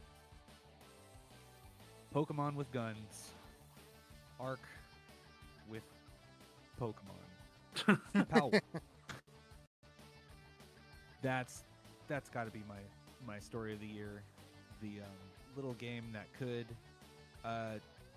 technically isn't out yet, right? Still, yeah, right? Yeah. Like it's kind of not even a game of 2024. It's just a story. Early access. Yep, an early access story of 2024. But yeah, they literally and figuratively got out their big guns and went toe to toe with Game Freak, Nintendo. They're inspired by Pokemon, but they didn't steal anything. Anybody can draw a cute cartoon character if they try hard enough. But yeah, that's definitely something I enjoyed following this year on CFM Radio was the story of Pal World. And what a story Pal World was. From definitely I agree with you, the little game that could, from being a weird little game that was obscure, that had a weird reveal trailer and a throwaway showcase, to making waves into early access to the point where the Nintendo and the Pokemon Company lawyer up against you, and Sony tries to a huge player base. Yeah, and once again, this game came out this year. Yeah. Yeah. Like, yeah. you know, Spoiler Yeah, it's not out yet. It's not out yet. It's not out yet. This game isn't Dude, I out. haven't even got through the whole game. It's so good, dude. No, it's I good. probably put about 60 hours into this game, dude. I it love feels this like game. It's always been with us. You're right. It fits into a category of what I might like to call TikTok games, where you do something visually appealing first, and as a developer is making the game, they post pieces of the content, and like if people react, if people love this, if people want to see your dinosaur with a buster sword doing backflips and slashing up enemies, if people want to see your penguin on a snowboard like doing backflips and stuff, yeah, if you put a gun in the hands of something that looks like a Pokemon or a Digimon or any other gacha game you might find, then yeah, if that's gonna get some views, that's gonna get some reacts, gonna get a lot of laughs. But if you have the gameplay and like the meat and potatoes to back it up underneath, like you're gonna have a hit on your hands if you kind of leak out, your game. We didn't know we needed this game, dude. Well, Yeah, we didn't know we needed it. Yeah. listen, I just have to kind of just say that this is kind of like one of those games that it did just enough right? Like, this is Pokemon with guns, yeah, of course, but like it's just enough of Pokemon with guns mixed with Ark Survival Evolved mixed with I send my Pokemon out and to fight in like kind of a dynamic environment mixed with, you know what, fuck all this, I'll do it myself. And like But just fuck Vic, it, have I'll you do it played myself. the update? Have you played I since the haven't. update? No, I haven't. I just started playing. I gotta dude. start Oh my playing. Yeah, I gotta start God. playing. Yeah. I think I'm gonna wait until it's out because I want to see if it has like a story.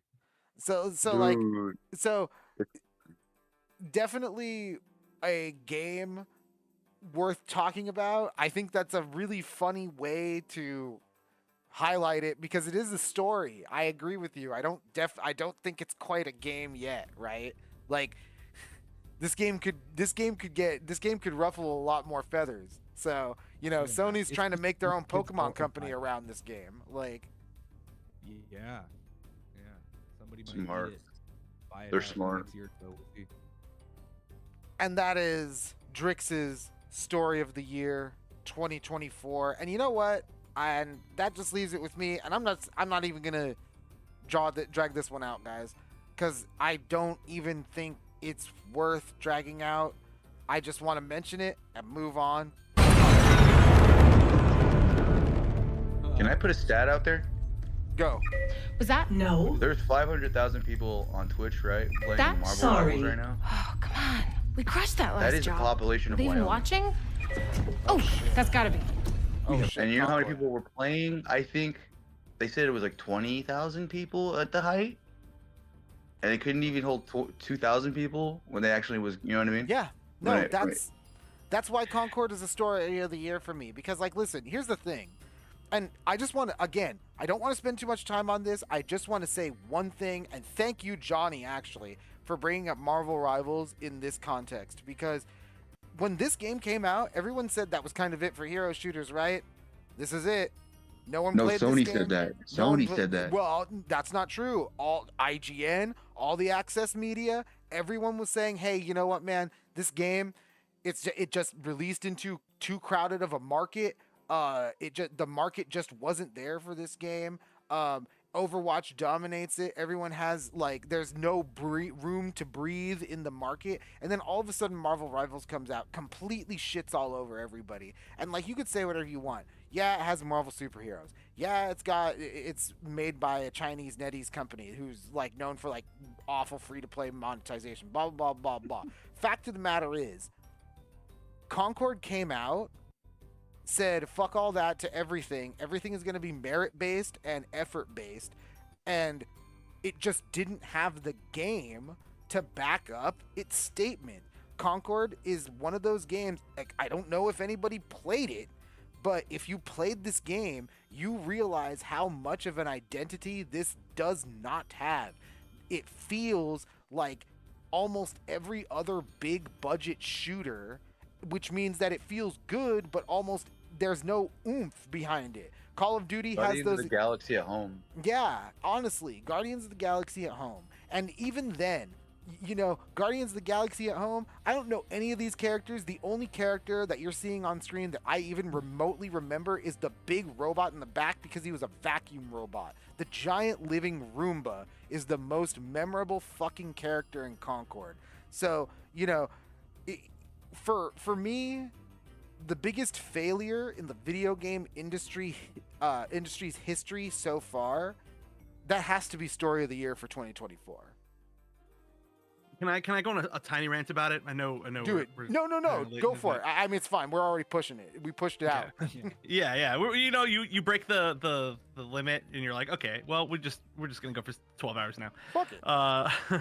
Yeah. So my biggest thing about Concord is I really think that Concord was also a victim of, like, maybe being intended to fail, or at the very minimum, like, too much control from higher up company stuff. Because I don't know if any of you saw the original announced trailer for Concord, but it was cool. It had a lot of character. It didn't have any of the characters or anything like that. It was just on a spaceship, and there was a burger, and there was cool music, and I was like, oh, this looks really cool. Like, this feels like it has a lot of character. And I don't know if you've seen, like, the original designs, the character design sheets that were way different and way more unique than the ones that came out. And yeah, and then we heard things of they got shut down at, like, every opportunity, and obviously the marketing was terrible for the game. It was so famously terrible. And so I think a lot of people kind of look at Concord as like oh, these people made this game and the game was just so bad that like it deserved to fail. But I do think that, like, people really need to take a step back and look as to, like, why a game that did have direction and did have, you know, ideally a dev team that cared about it, like, became so bad. And so, again, it kind of loops back around to my part, right? I'll engage with this because it's one of those things where I agree with you to a certain extent, but I will also bring up very, very, very, very, very key information that makes this not only one of the weirdest projects in recent gaming history, but also one of the most, there's no other way to call it, schizophrenic projects. Because I agree with you, there was all of that. You had all of these, oh my god, the devs had all these different ideas, they were being shot down left and right. But then on the other, talking out of the other side of the mouse, this was Herman Holst's baby. He said this was going to be a Star Wars level production. This was going to define PlayStation moving forward. This was going to be the game. So when push comes to shove, I understand where you're coming from, and I'll even go so far as to say that amidst those original design documents, there is also interviews with the dev team way before the gameplay ever got shown in depth, and all the different characters got shown in depth. We had that one trailer where it showed like a match, and then there was I don't have the source. I'll find it, because it was a interview with the dev team, and they went into their design philosophy, which was honestly very weird, because they argued that they didn't want their characters to have ults because they felt as though that ults made people stand out too much, and they wanted to have a much more grounded experience where no one person really stood out. You really need to work as a team.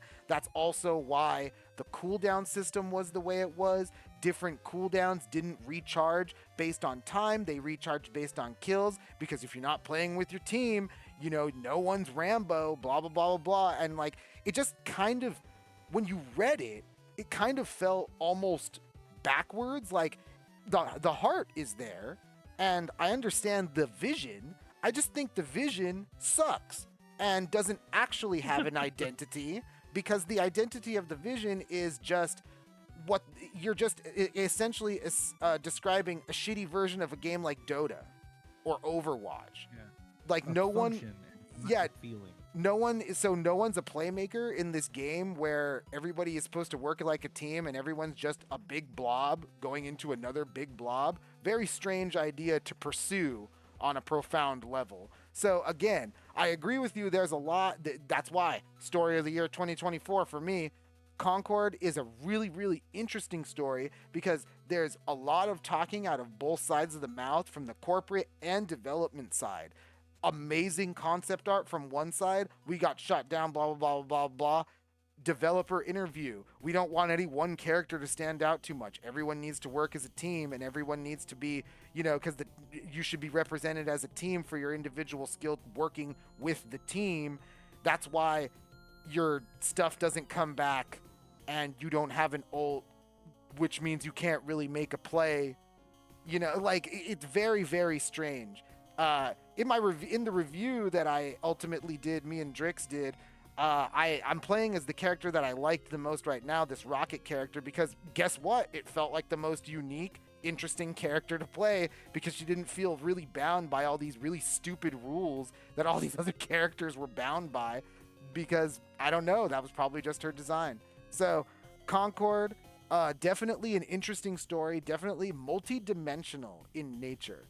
One that I'm sure we're going to hear a lot more about in like 15 or 20 years. When someone is out of the industry. Was it micromanaged to death, or did somebody have a creative vision and nobody else wanted to get behind it or enjoy it? Is it just a little too game? Yeah. Could go either way. Have you guys heard your level? Yeah, I haven't seen it. It's supposed to have this game got canceled and the show wasn't even out yet. They had an episode for this game. From what I understand, the episode doesn't have any of the characters from the game. They have a bunch of characters who are supposed to be in the next season of the game. No. Well, watch that show, Mega Man. The Mega Man episode, the 40K episode's pretty good. The Mega Man episode, they need to make that into a TV show. Yeah, that was like an intro. We can do a whole review on Secret. Oh yeah. Unreal Tournament one, by the way, was peak as well. That was badass. I like that. But yeah, story of the year. Make a cool game, dude. I just don't think the game was cool. Like it had cool ideas. The execution just didn't turn out cool, bro. You know what I mean? At the end of the day, gamers want cool games. Yeah. You know what I mean? This is the last opportunity to beat Concord to death. I could see some good ideas in there, dude. Like there was a door level they had that looked pretty cool. Yeah, no, there was a lot of interesting ideas. You just needed to, right? You just needed to play the game, and that sucked. So, that's Concord, and that is my story of the year for 2024. And you know what? We know that you guys want to hear what we loved. I loved a lot of games, and there's a lot of games that you could pick. You could just pull them off a shelf, and this is game of the year, and you'll probably say yes, sir, and not think twice about it. But before we go into that, we gotta talk about the ones that sucked. It's a perfect transition. We gotta talk about the ones that sucked. Much like Concord, these games were so disappointing. It was such a strange idea for a lot of these games. But here we go. I'm not even gonna dwell on it. Chef, what was your biggest disappointment of 2024? Concord. No, I'm just kidding. Just trailing. Okay, so this one, there's certainly was fun to be had with this game, but this is like an overall story of. Actually, it really goes back to something you said specifically, where you were talking about how Marvel Rivals was basically like an almost unfailable. Those weren't the exact words you used, but basically almost an unfailable concept, right? It's like how could it get any better than that? Like. You really would need to like shoot yourself in the foot to like so bad, like 30 times, like your foot would have to be gone to like really truly ruin that game. And so I'm taking it sideways and saying Multiverses, which technically got its official release in last year. Like yeah, so Multiverses, for anybody who doesn't know, is a essentially like a Smash type game, a platform fighter based on the Warner Brothers games, a lot of DC Universe stuff, but they had like Rick and Morty, and they had LeBron James and Bugs Bunny, and fucking, once again, this game came out Game this of year. Thrones, Arya Stark. Arya Stark, yeah, like let's go. So okay, so that's the thing about this game, right? There's a little story behind it. I'll try to be quick. So originally the game went through a lot of betas. They had a whole bunch of testing, and then they eventually, like a year later, released an open beta. And it was technically an open beta, but it was basically a full game release. And it was extremely popular at first, and over time it really lost a lot of popularity. There were it was a very buggy game, and every patch would break the game really badly, and there was like a really bad problem with like the online servers. Like games were very, very laggy, and there was just some like pretty decently strong feedback as far as what people wanted. So what happened was they decided to just like basically like 6 months, 7 months after the game released the open beta, they're like, thank you for playing the open beta. We are going to shut down our servers for the next 7 months, and then we're going to release the game after that. And it's going to be a completely revamped game. But people had already spent money on like the Founders Packs and skins and battle passes, and they're like, well, you actually can't use that for the next 7 months. So 7 months later, they come back, and they've changed the game on a fundamental level to be slower and intentionally a little bit less smooth, and basically make a bunch of interesting changes that were supposed to be kind of for like a casual audience. And unfortunately, it really did not hit well because they didn't change it enough that the people that weren't playing the game wanted to play it. They changed it too much that the people that did like the game no longer liked how it played. And so they went from having potentially what could have been the next Smash Brothers with all of the Warner Brothers IPs in it to being a game that there are rumors is getting shut down already, even though it only technically released, I believe, in October or September, which is very, very sad. That's really sad. Yeah, I loved Beta Multiverses. That was an awesome game. You and I played it quite a bit. Man, I didn't think it was that bad. Yeah. I mean, they just needed to fix a few things. They just needed to make better netcode. They needed to add a little bit more content to the game. It was not a big deal, but for whatever reason, they decided we got to shut down the entire game for months and then re-release it as a completely new game. Yeah, that was weird. That was so weird. Yep. Yeah, well, you know, that's Chef's biggest disappointment of 2024. You know what? That is Concord can stay up there. That was a Concord level disappointment. Like I said, that was a really good. I liked it. I agree with you that they really had something. You really, really had an interesting game. If you played it the way, I also think the game. I think it was a little too big for its britches in a lot of ways because, you know, that was another one of those games where it had a design philosophy that didn't really line up with the audience. And if you played it the way you were supposed to play it, it was really, really cool. But a lot of people wanted to just play straight up one-on-one, and that really wasn't really the way you wanted to play multiverses. You know, it was. Yeah. It would have been successful if they got Michael Jordan instead of LeBron James. Yeah, there you go. You're right. You're just one IP away. Okay, I'm just gonna be honest. And they brought Neo in. There you go. Early on. Like, what the hell are you guys doing? You're sitting on the best character. Shaggy was perfect. They had some good ones. Jason. Yeah. Jason was good. That was a good one. Yeah. You could have done Mad Max. Yeah, you could have done a lot of characters. You could have done Max Rocket. Like, there's so many characters they could have done that were so in their catalog. Mortal Brothers have so many good characters. They could have done. Do a penguin, man. Put a penguin in there. Make him like a tank or something. Man, instead of the video game imposter syndrome. Yeah, what are you doing? Yo, if you believe all the leaks, there was hella cool characters that were supposed to come out. But yeah, Multiverses was a cool game, and I am sad to hear that it's in such a sorry state. Perfect example to Rivals. Just give a bunch of good characters right off the bat. Everybody wants. Yeah, it could have been so big, right? It could have been rival size, and now it's almost DOA.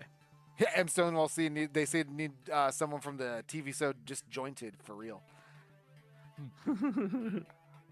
But yeah, all right. That's Chef's Story of the Year, Multiverses. Biggest disappointment, 2024. Johnny, what was your biggest disappointment of 2024? You're gonna hate me, Vic, but I actually didn't. I have a love-hate relationship with Dragon's Dogma 2. That's fine. But I mean, when the game came out, everything was running at across the board. I think even on the PC side, you're only able to hit 40 FPS on a good day. Damn. But just looking at Reddit before I want to look at some information before I talk to you guys about this again. It looks like they had an update recently, and they're hitting about 50-60 on the X and the 5 now. Well, that's Compared good. to what yeah, it is good. So this is maybe calling for another playthrough from my end. But that was like my biggest gripe about the game is just like this game. It's on the RE engine, the same engine they use for a lot of Capcom games. Yeah, it's like the engine. It's a weird engine to be doing it on. I think personally, the engine was originally built for Resident Evil. Yeah. But then they used it for. I mean, you're also playing. This is also the engine they used for, I think, Monster Hunter. Yes. So And Street Fighter. And Yeah, Street and Street Fighter. Fighter. So it's. I mean, it's Capcom across the board. It'd be like Rage Engine at Rockstar and Operation at Bethesda. But like, maybe. I mean, I would have rather the game have come out today. You know what I mean? If that was the case, if just to get to 60, because this is a beautiful game, and I mean. Like I was saying earlier in our in the podcast, was that it felt like a game that was probably 2000, like a PS4 game that was chuggy even on the PS4. For me personally, that was a remake on the on like the Xbox or the PS5. But I mean, the story and everything's great. But then on top of that too, the fast travel debacle that made the game a little sour. It's just I don't know. It's just to me, it's gonna fall into like Dragon's Dogma 1. They're still cooking their formula. Maybe Dragon's Dogma 3 will be it. You know what I mean? But just that FPS thing really killed me, man. The magic looks so cool, and it would chop, dude. I'm like, dude, come on. Wow. Yeah. See, like I didn't experience a lot of that. I think my game crashed maybe once, but I I never. had two crashes up on the X, dude, and that was supposed to be the better version. I never the really console. experienced anything like that. That's really weird. Yeah, I put about a good 70 hours into it. I mean, I didn't beat the whole game. I need to go back and play it again. I just need to go back and finish it. I just crapped out. I was just like, dude, this is getting annoying at the very end of it. So you have like multiple big characters going on. I you was know gonna say it would be. I understand what you mean because if you did play this game to the end, even what I'm doing right now, making two giants fight one another like that, if that would be choppy for you, fuck all that. That would be lame. You try to have a comet come out of the sky. You know, at that point, Yeah, I was yeah. just doing magic. Like it was just, and the magic looks so cool. So Yeah. like, here's the thing. Like the fact that I'm looking at it now, like this is from the official Dragon's Dogma X account. It looks like what is it on S? It went to 30 to 35, which is not good at all. But on the X, it's a 50-60, and then on the 5, it's a 50-60. So Well, there you go. Pretty- we'll have to see. So Hey, you know maybe what? I'm being surprised. I can't blame you if that's the experience that you had and you got the game crashing so much. There you go. That is definitely a huge disappointment of 2024, and that's Dragon's Dogma 2. And you know what? If I had the same experience that you did, I definitely would have. I would have called it a huge disappointment as well. It would have been a ridiculous, But especially would since I definitely go bought back and play that. Dragon's Dogma 2 on like a random buy. It was like an impulse buy. I bought it full price. So I was like, I fuck. waited for it though, Victor. I waited for it. I even reported on my YouTube. I was like so ready for this game. I was like, this is gonna be the game of the year. I thought it was and too. Yeah, it's just I'll have to see. I want to go back and try it again.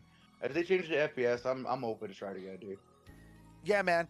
Dragon's Dogma 2, definitely one of those games where if you had a bad time with it and you experienced all those frame drops, truly a disappointment of 2024.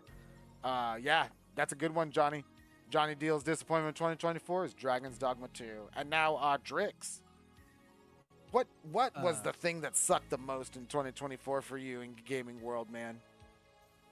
It's my turn to do a cop-out because mine was Concord. Oh! Yeah, big surprise. If you're watching this later on YouTube in the VOD, just check out the Stories of the Year segment. So those are the reasons why Concord was very disappointing, but I think the lesson here, and what was at least the most disappointing to me, if 150 people worked for 8 years to put out this game, please just let people play it, even if it's like 300 to 500 people. You know, I'm in a band. I've played with bars with like less than 10 people in it. Like, just let the people who are there enjoy your game. Leave the servers on for at least a year, and don't pull a multiverses and have an identity crisis, because a game for everyone is a game for no one. Fuck, yeah. Very well said. Very succinct. I like that. Yes. Concord, Drix's biggest disappointment 2024, and yeah. Over 100 people working for 8 years, and let's not forget, this is what, almost $1 billion? Like, Dude, Jeez. Let people Like- play your shitty $1 billion game. yeah. we could have solved so many problems. Yeah, you know. So yeah, at least a half a billion dollars. I know it was more than 400 million. Like, I think it was like 300. Like No, by the time they were almost like, 300 million was marketing. Yeah. Jesus Christ, dude. For a Yeah. giant room. What was it? Just They were trying to go at it like a freaking MCU film, dude. That's crazy, because like I didn't hear anything about it. I literally was like it was like 2 weeks before the game came out, and I was like, oh, that game is coming out. Like, Secret level, Yeah. I dog. was just kind of like, I'll Yeah. try it maybe if people like it. it all went to that secret level. Secret level. Gotta be. I only knew about it because we tuned into the PlayStation showcases and stuff. It was a big deal over there. Yeah, we covered It's a it. lot cooler in the trailers. But Yeah. at least we can say we played it. Yeah, we could say we played Concord. I haven't. The biggest disappointment of 2024, and you never will. I'm a little jealous. But you know what? Again, it's funny that we're moving again from Concord, the worst, but this is a totally different area, because now we're going for the best. Oh, yeah, did somebody grab yours already, Vector? Oh well, I mean, you're right. I actually am pained to admit mine. I kind of wanted to skip it because this You was gotta do it. this was a game that I was really looking forward to. People who watch the show, who know me, know I'm a big Sonic fan, and I love yeah. I love Sonic Shadow Generations for the shadow part. But I think my biggest disappointment with 2024 was the awful, terrible port slap Sonic Generations. Sonic Shadow. I said before, so I won't go into too much. Takes a lot of platforming from pretty much way platforming genre. So very eclectic.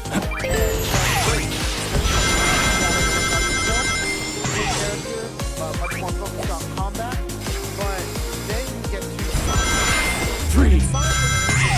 Yes. Yes. They some voice lines, but when it comes to brass tacks, you kind of feel it from the moment you press the button. Oh, my bad. You can kind of feel it from the moment you press the button. You can kind of feel the slapdash effect from the moment that that you boot up Sonic Generations in this compilation, because it pauses for a moment and then just goes right into the game, kind of like an emulator, and you start playing through the game, and it's nowhere near as responsive as Shadow Generations. The only parts of the game that feel really like they've aged to the quality of Shadow Generations in that portion is the 2D Sonic levels, and even then, you know, it has the weird Sonic 4 momentum where if you jump, you lose your momentum from running, so you kind of have to relearn a bunch of weird Sonic stuff. And playing this game coming off of Sonic Frontiers earlier in 2024 on stream was very jarring, because Shadow felt more like a character from Sonic Frontiers, whereas Sonic and Sonic Generations just felt slow and clunky, and I honestly just didn't even give the Sonic Generations portion of this compilation, The Time of Day. It wasn't worth it to me, and that is from a lifelong Sonic fan. So, Sonic Shadow Generations, while the Shadow part is awesome, that's only half the game. And, you know, they said that they were going to make Sonic Generations modernized. They said that they were going to update it. I was really looking forward to that, especially since Sonic Forces was really a really lame 2D Sonic. So, man, that was my biggest disappointment of 2024 was Sonic Shadow Generations, but on the Sonic side, not the Shadow side. Sonic 3 was movie of the year.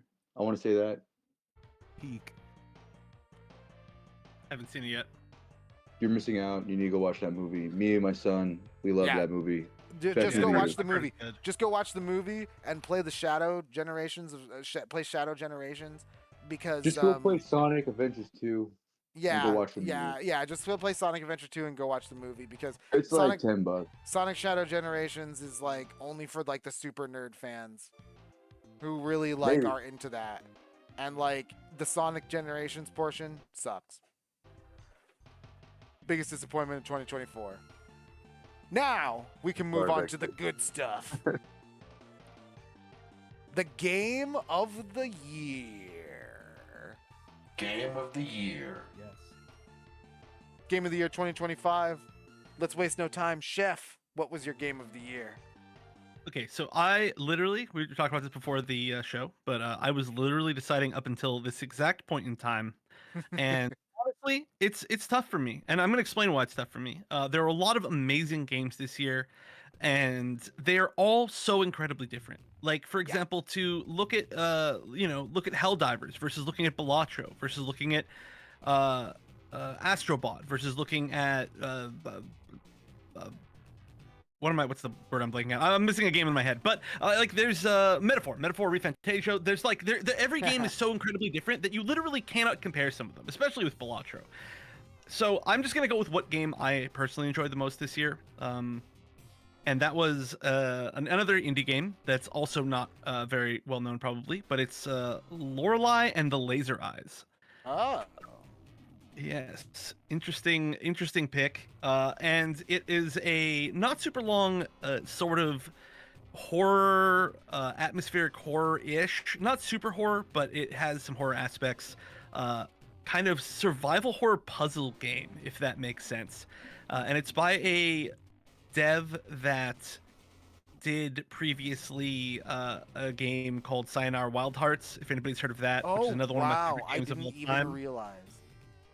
Yeah, great game dev studio, and they're pretty small, but this game has such an incredibly cool like aesthetic and feel and atmosphere, and I'm a huge fan of kind of like logic puzzles, and not exactly like literally like finishing puzzles, but you know, going through a game and having to figure things out and like putting together the clues and putting together a story, and that's exactly what the game does. It's super unique, nothing like it ever probably has existed, and it's got to be my favorite game that I played this year. Also, it's one of those games where you have to it helps you to take physical notes. So I finished this game, and it actually starts off and it says we recommend that you play this game with a piece of paper and a pen.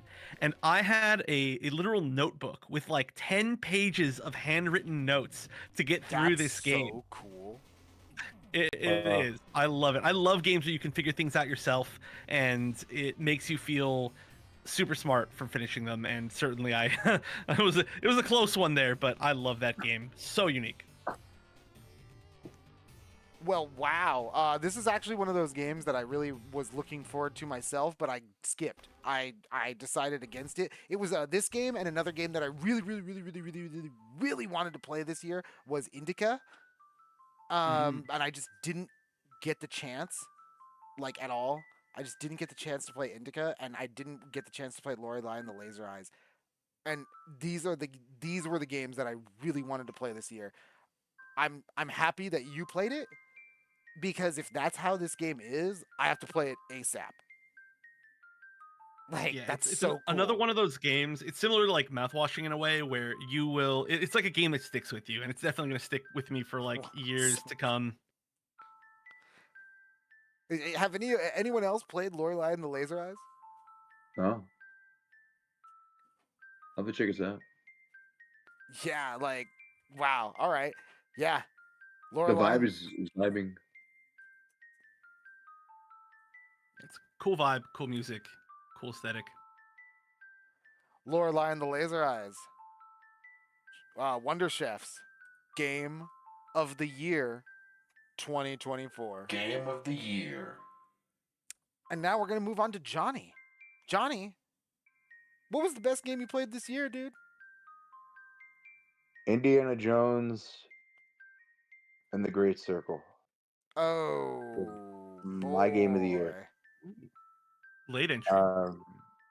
Another movie game that I picked from the 80s, but I'm a huge Indiana Jones fan, and I was not too excited for this game, but it was coming out on Game Pass, and I forgot that it came out on Game Pass, and then when I downloaded it and played it, I put about 10 hours the first time I played it. I love this game. It reminds me of, like, the last Far Cry I really liked was 5, and we haven't had a good Far Cry since then.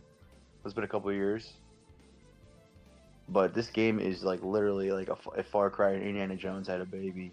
The puzzles, the exploration, the gun combat is weird. Like, you think you would be shooting the whole time.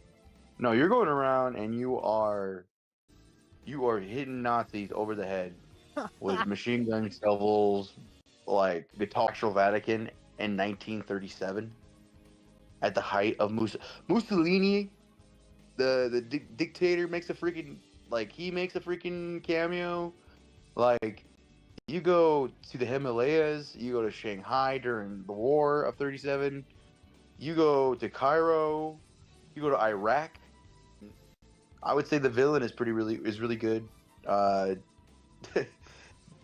story's wild. It's a pretty good story. Troy Baker's doing the voice. I saw him at the Las Vegas Anime Con 2 years back, a while back. Good guy. Does a really good voice as Indy. To be completely honest, when the game starts and it opens up, and you know how you always see Indiana Jones opens up with like George Lucas's title. Yes. Well, yeah. instead of that, it's Todd Howard. Oh my God. And then it says George Lucas, but it's like that put a smile on my face. Like, and then from there on, I was like, okay, so Todd Howard probably gave a damn about this, and it's all over the place. This game, the vibe, the aesthetic, the music. I mean, for crying out loud, you like jump onto a Zeppelin off the Vatican at one point. Damn. Like you're hanging off a Zeppelin, like you're fighting black shirts, Nazis, you're fighting revolutionaries, it's crazy, bro. This game is crazy. You're fighting a giant dude that keeps fighting you. He keeps following you around the world. It takes place right after Raiders. Oh shit. The game okay. opens up with a Raiders flashback, so you pretty much open up with Raiders of the Lost Ark. So you do that first thing with the guy that played Doc Ock. You know, like he's like, give me the whip. No, give me the idol. Give me the whip. Give me the idol. Like that part. Yeah. So it's sounds something like else, an dude. I highly Disney recommend it. movie. It's on Game Pass. Play this game, guys. It was made by War Machine, or the people that did Wolfenstein the last couple of years. Oh, Machine, I you're think it was, right. right? Yeah, Machine Games. Yeah, Machine Game. They did it with association of Bethesda being the publisher, and I'm sure Todd Howard, like I said, was in production of this because he's part of production of it, of course. Of course. But it is. If you're an Indiana Jones fan, you should be playing this game, dude. It put a smile on my face so many times. Yeah, I'm glad because, well, okay, so I haven't played it yet, although I was really excited for it honestly, and I got even more excited for it as I basically heard how much people like the game. So I don't know, I haven't had the time because I feel like it's one of those games I want to sit down and like really just focus on for like an entire week straight. But Yeah. I think as an Indiana Jones fan, I'm really excited because it was obviously they had some like real difficult like decisions of like, what are we gonna do with Indiana Jones? Like they started to do that whole thing where they were like, well, maybe we hand it off to another actor in the second to last one, and then they're like, well, we'll do one more, with his Ford, and like we'll kind of figure it out. But I think they could just go and continue to basically make the movies as video games from this point on. At least not to say like replace the movies, but like we could continue to essentially get Indiana Jones Adventures via this, right? Which I think is really cool. And there's a lot of classic movie series nowadays that like kind of get ruined, or they try to do too many things because the actors get too old that change it. And I think that's a like exciting thing for a fan of the movies, Yeah, they didn't. They honestly like it's like what reminds me of like Mad Max a couple years ago. That was really good. The Yes. Mad Max game. They just took the strengths of like the movie and like I'm a diehard. I've watched these movies 1,000 times, dude. I used to want to be an archaeologist as a kid because of Indiana Jones. I used to know all the lines, but my only complaint about the game is they should have got a different chick.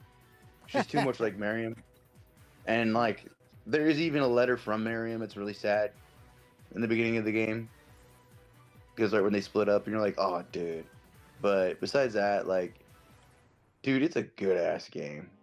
I'm so glad that they have that Bethesda actually made a game that was good. Like, our police Oh my published a God, game that was good right. with their name on it. Like, god dang. Good job, Todd Howard. Keep doing this. And that is Johnny's Game of the Year. of the Year 2024. Next up, Drix. Drix, what was the best game that you played this year? All right, I warned you, precursor. I am a Final Fantasy guy. I feel like I played some of the best RPGs of 2024. I tried Visions of Mana. I played Like a Dragon, Infinite Wealth. But I don't think anything is going to dethrone Final Fantasy VII Rebirth. Now, I beat the original Final Fantasy VII on the PS1.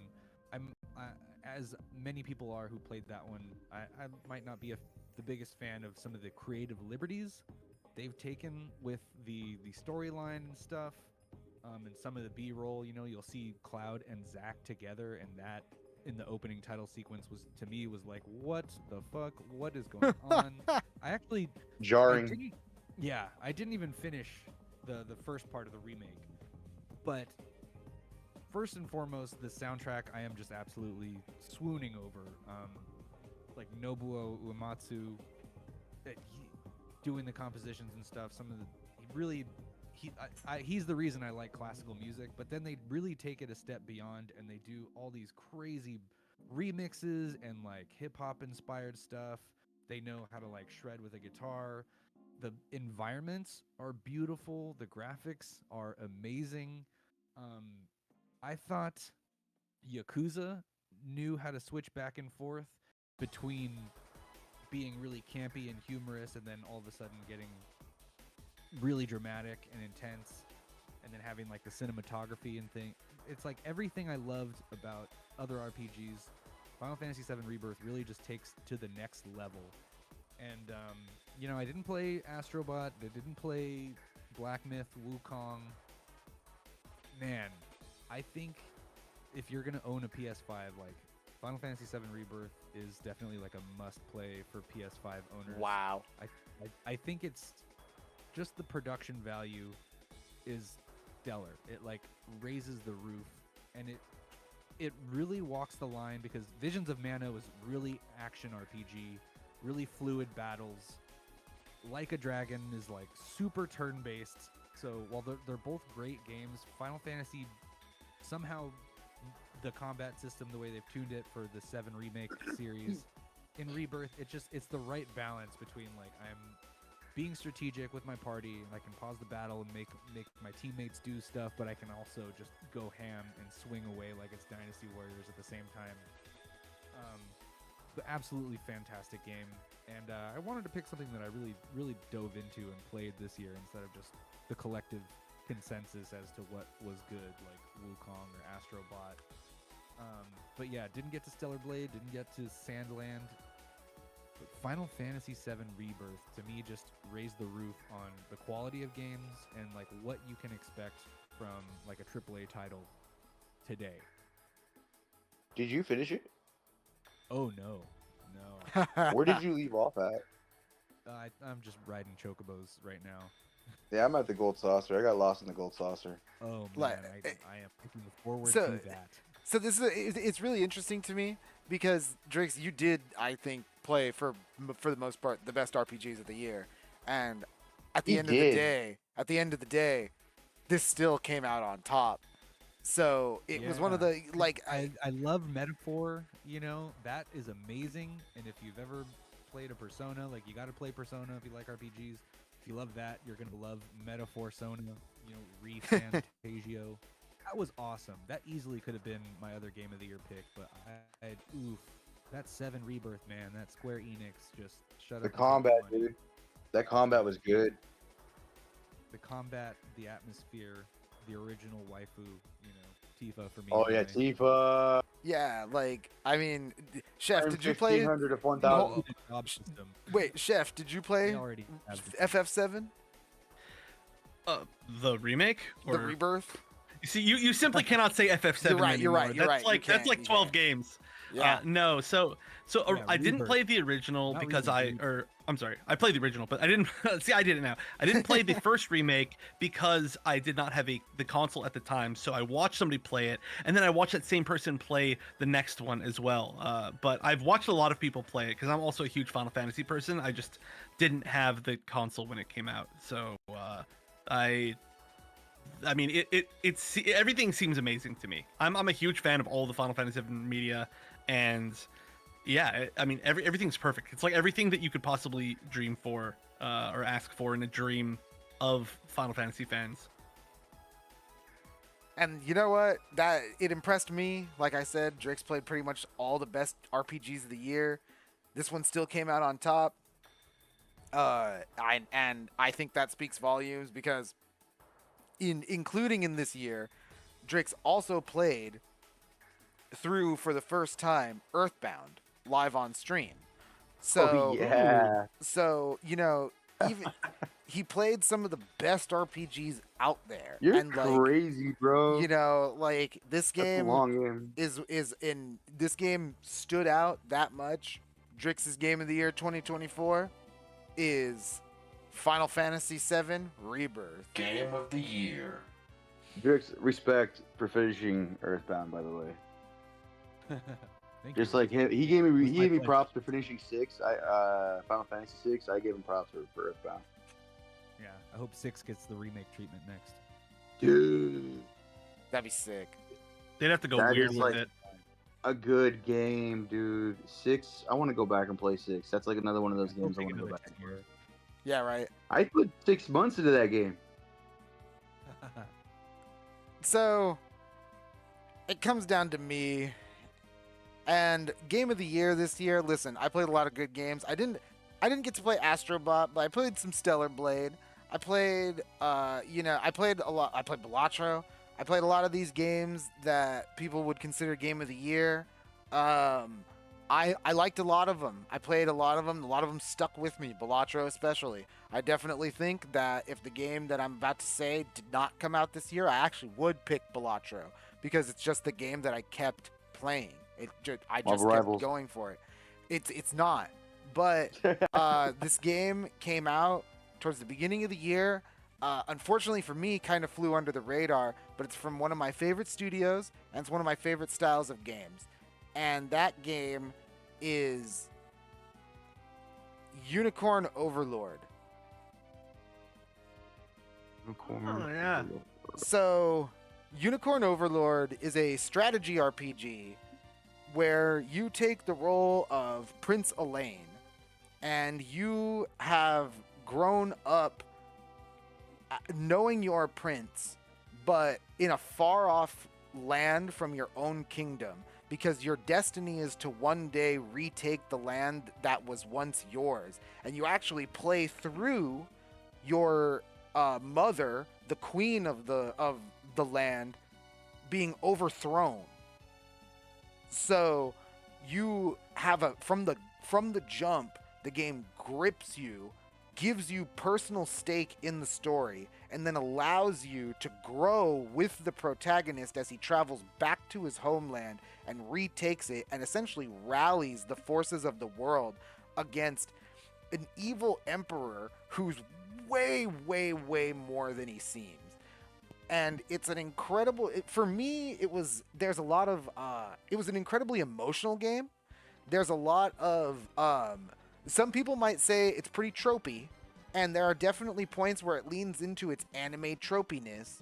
So it definitely isn't going to be for everybody, but I'm happy to say that those portions are very few and far between, and the traditional fantasy tropes and traditional fantasy story beats are not just taken and executed with the care that you think that they should be deserved in like a sort of Lord of the Rings or Tactics Ogre or Final Fantasy style way, but they're also taken to a new level with the twists and the continued evolution of the story and the looming threat that took over your ancestral homeland. And you make connections with the different royal families. You bring everything back under your throng. And it's pretty interesting because even though the choices that you can make, they might not change the story in a really profound ways, they definitely change them enough that where you come back and play through the game again, it is a different experience, and the story beat feels different, even though it is relatively in the same place and maybe just repurposed mechanically. The gameplay feel and aesthetic in those moments is very different.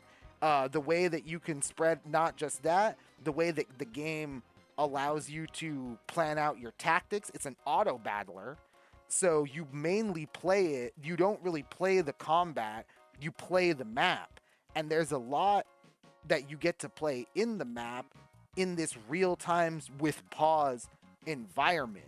The map gameplay actually feels reminiscent to one of my favorite games, Ogre Battle 64, back on the Nintendo 64. So this game, again, flew under a lot of people's radars, but it's definitely a game that if you love RPGs, you love strategy games, and you like that anime feel, you're really gonna love this game.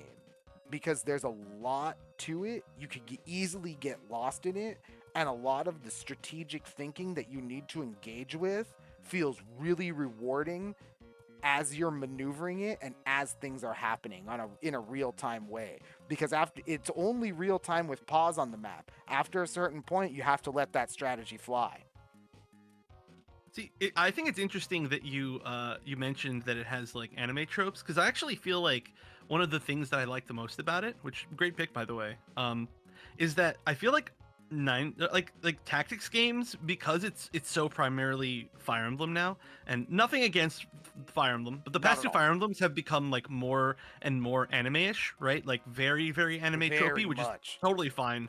They're I'll say at least Three Houses was a great game. I didn't play the one after that just because I didn't have the money, but like, you know, I also grew up playing like Ogre Battle and you know, Final Fantasy Tactics and a lot of tactics games that were a little bit more like down to earth-ish. And that's what I liked about this game, was that it was like a little bit more back towards that direction. Yes. Compared to basically only having Fire Emblem and no other companies releasing tactics games. So I think that was one of my favorite things about it. Yeah, there's not a ton of anime tropes in it, and the times that it does lean into those, it does kind of feel like kind of fan servicey, like because for reasons that you articulated just now, is that every other part of the game feels very grounded. It is very Ogre Battle-esque in its storytelling because the drama is very high, but it's very political. and it's rooted in military in the military mind because it's during a wartime, and there's a lot of competing ambitions, and that's the coolest part, is that you see these ambitions. When you see these ambitions collide, it doesn't, a lot of the time it feels organic, but at the same time the drama is not lost. You're like, oh my god, like I could tell this was gonna happen, and I knew there was something wrong with you, but you bastard, like, you know, like those moments really define the game too, and it really gives the game its character. That's why I picked it, because it doesn't matter what game that I played this year, this game not only stuck in my mind the most, it's the only game that I finished more than once. And That's great. Yeah, it was great. I love that one too. Played the demo. You double finished. Again. And yeah, still got to pick that one up. But I wanted it for the Switch, but it's a little cheaper on the PS5. I might just have to dish it out and get it going. Definitely, I will say, it doesn't really matter what platform you get it on, but I did like it on the Switch simply because this is, funny enough, it's a game that feels fun to play portable, like on the go. Yeah, plus all the hours that I plan on putting into it. To be able to see the places. Would love to have it on a vacation or traveling. It definitely is one of those games. It has a great on the go feel. I loved it. Unicorn Overlord, my game of the year, 2024. Game of the year. Yeah, good stuff. Great pick, man. Thank you. Yeah. Again, like I said, this was like the one game that really stuck with me all year, and it was one of those things where the weaker game, I knew what a weaker game felt like, because when I would play that game, I won't say, let's just say Concord. When you would play a game like that, you would think of a game like this. Yeah, I just could be playing that instead. Yeah, it would just subconsciously happen. And I could get, and to Chef's credit, there were so many games that came out this year, and so many of them were so high quality. Like, it was actually crazy how many high quality, varied, eclectic titles came out this year, because it really felt like there was something for everyone, and it didn't feel like there was any like one genre dominated. If anything, the genre that suffered the most was driving and racing. Yeah, you're right. Yeah, there was apples, there was oranges, there was peaches, there was pears, there was carrots, there was asparagus. But there wasn't a spare tire anywhere.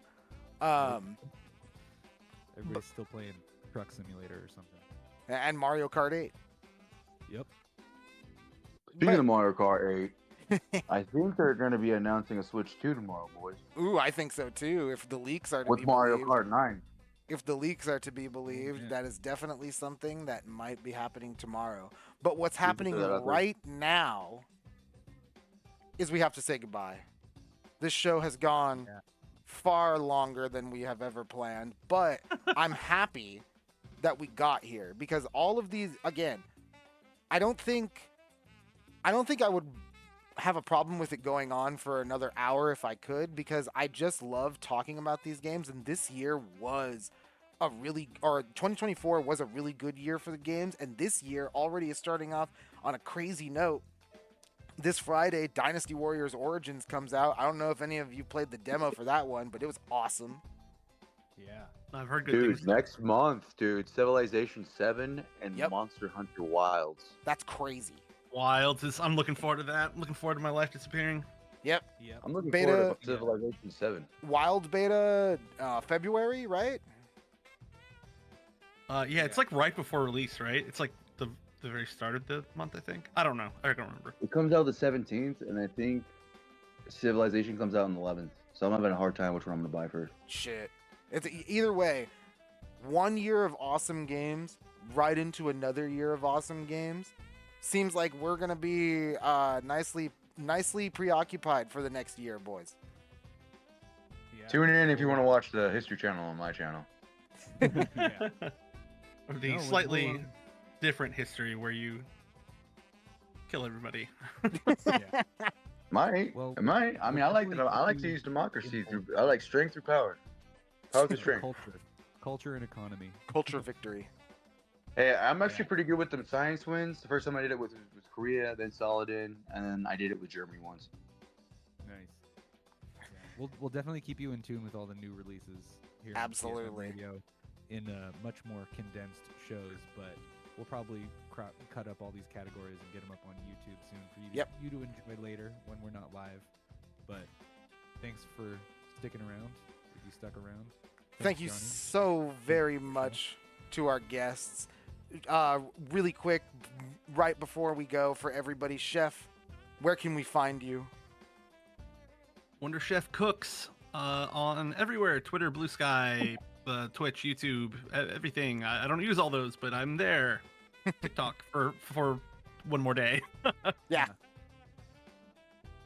And our amazing streamer friend extraordinaire, coming right behind off the heels of the esports extraordinaire, Johnnydeals. Where can everybody find you? You can find me at twitch.tv/Johnnydeals on Twitch. And you can also find me at TikTok, JohnnyDeal940. We'll see what happens. You might also find me on Red Note teaching people English. So we'll find out. Beautiful, Johnny. Thank you so much to our lovely guests for joining us tonight. We love every time you guys come on. We hope to have you more often this year because let's face it, there's never going to stop being new games. Sure hope not. Yeah, sure hope not. Well, Drix, was there anything that you wanted to say before we leave for the night? Man, we got almost 2 months worth of show in tonight. Yeah, no kidding. But I can't wait to be back next Wednesday, and we will continue every Wednesday at 7:30 for the rest of the year until we take another winter break for as long as we're around and playing video games. CFM Radio. CFM Radio. Thank you very much, everybody, for tuning in for the CFM Awards 2024.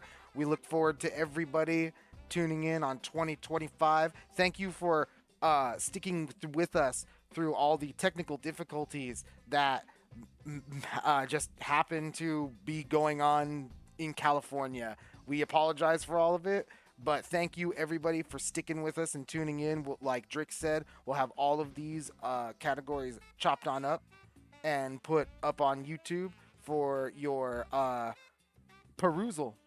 So, everybody, we hope to see you again next week. Have a good night.